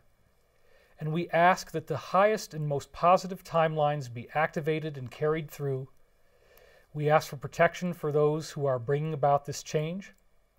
And we ask that we get to see the fruits of our hard-earned labor, all those who've been awakening to the truth. Now it comes to fruition. Now we get to see what all the fuss is about. And now we get to begin co-creating the future that we all deserve. May we all have bravery. May we all have courage. May we all have faith. May we all have kindness. May we remember to be kind to one another and to ourselves. And may we always remember that we are not alone. We are loved and guided and protected and cared for more than we can possibly imagine by a whole universe of loving, intelligent life that has always been around, building the pyramids, giving us great spiritual teachings throughout time and space. They never left. And now we are about to get far more information, which may in fact lead to a direct physical contact at some point with our brothers and sisters from elsewhere. We thank you, O Father, Mother God, for all that you have done, for the bounty you've given us, and the wonder and the splendor of what is yet to come. We thank you, and we remain dedicated to this mission above all else. For where we go one, we go all. And so it is. Now I ask that you breathe yourself back into the room, wiggle your fingers and toes. You might want to open your eyes. Okay, we did it. That was a lot of slides, and I'm sorry it ran over 3 hours. I'm David Wilcock. Thank you for being here. And we will have a lot more as long as I don't get taken down. Please send us your email. Remember, go to dwilcock.com, pop in that email address. If I end up on Rumble or wherever the heck I go, you can be there with us. So thank you. Elizabeth, do you have any last words for anybody you'd like to say? There is Cut to, yeah. a really wonderful saying that I just would like to read from this book here, which is called The Art of Peace by one of my favorite people, Morihei Shiba, the founder of Aikido. And it's a wonderful book. I suggest anybody who loves peace to read it, because he was also a true warrior. The art of peace begins with you. Work on yourself and your appointed task in the art of peace. Everyone has a spirit that can be refined, a body that can be trained in some manner, a suitable path to follow. You are here for no other purpose than to realize your inner divinity and manifest your inner enlightenment. Foster peace in your own life and then apply the art to all that you encounter. So may we remember to foster peace within ourselves, take care of ourselves, train, and spread that to others. Thank you for being here. David? All right, that's it. And I am very, very excited about what is going on. I will not leave you. I will not abandon you. I've cleared my schedule. There's nothing else going on. So whatever the heck is going down, I will be here with you, and we're going to go through this together. Thank you for watching. I'm David Wilcock, and we'll see you next time.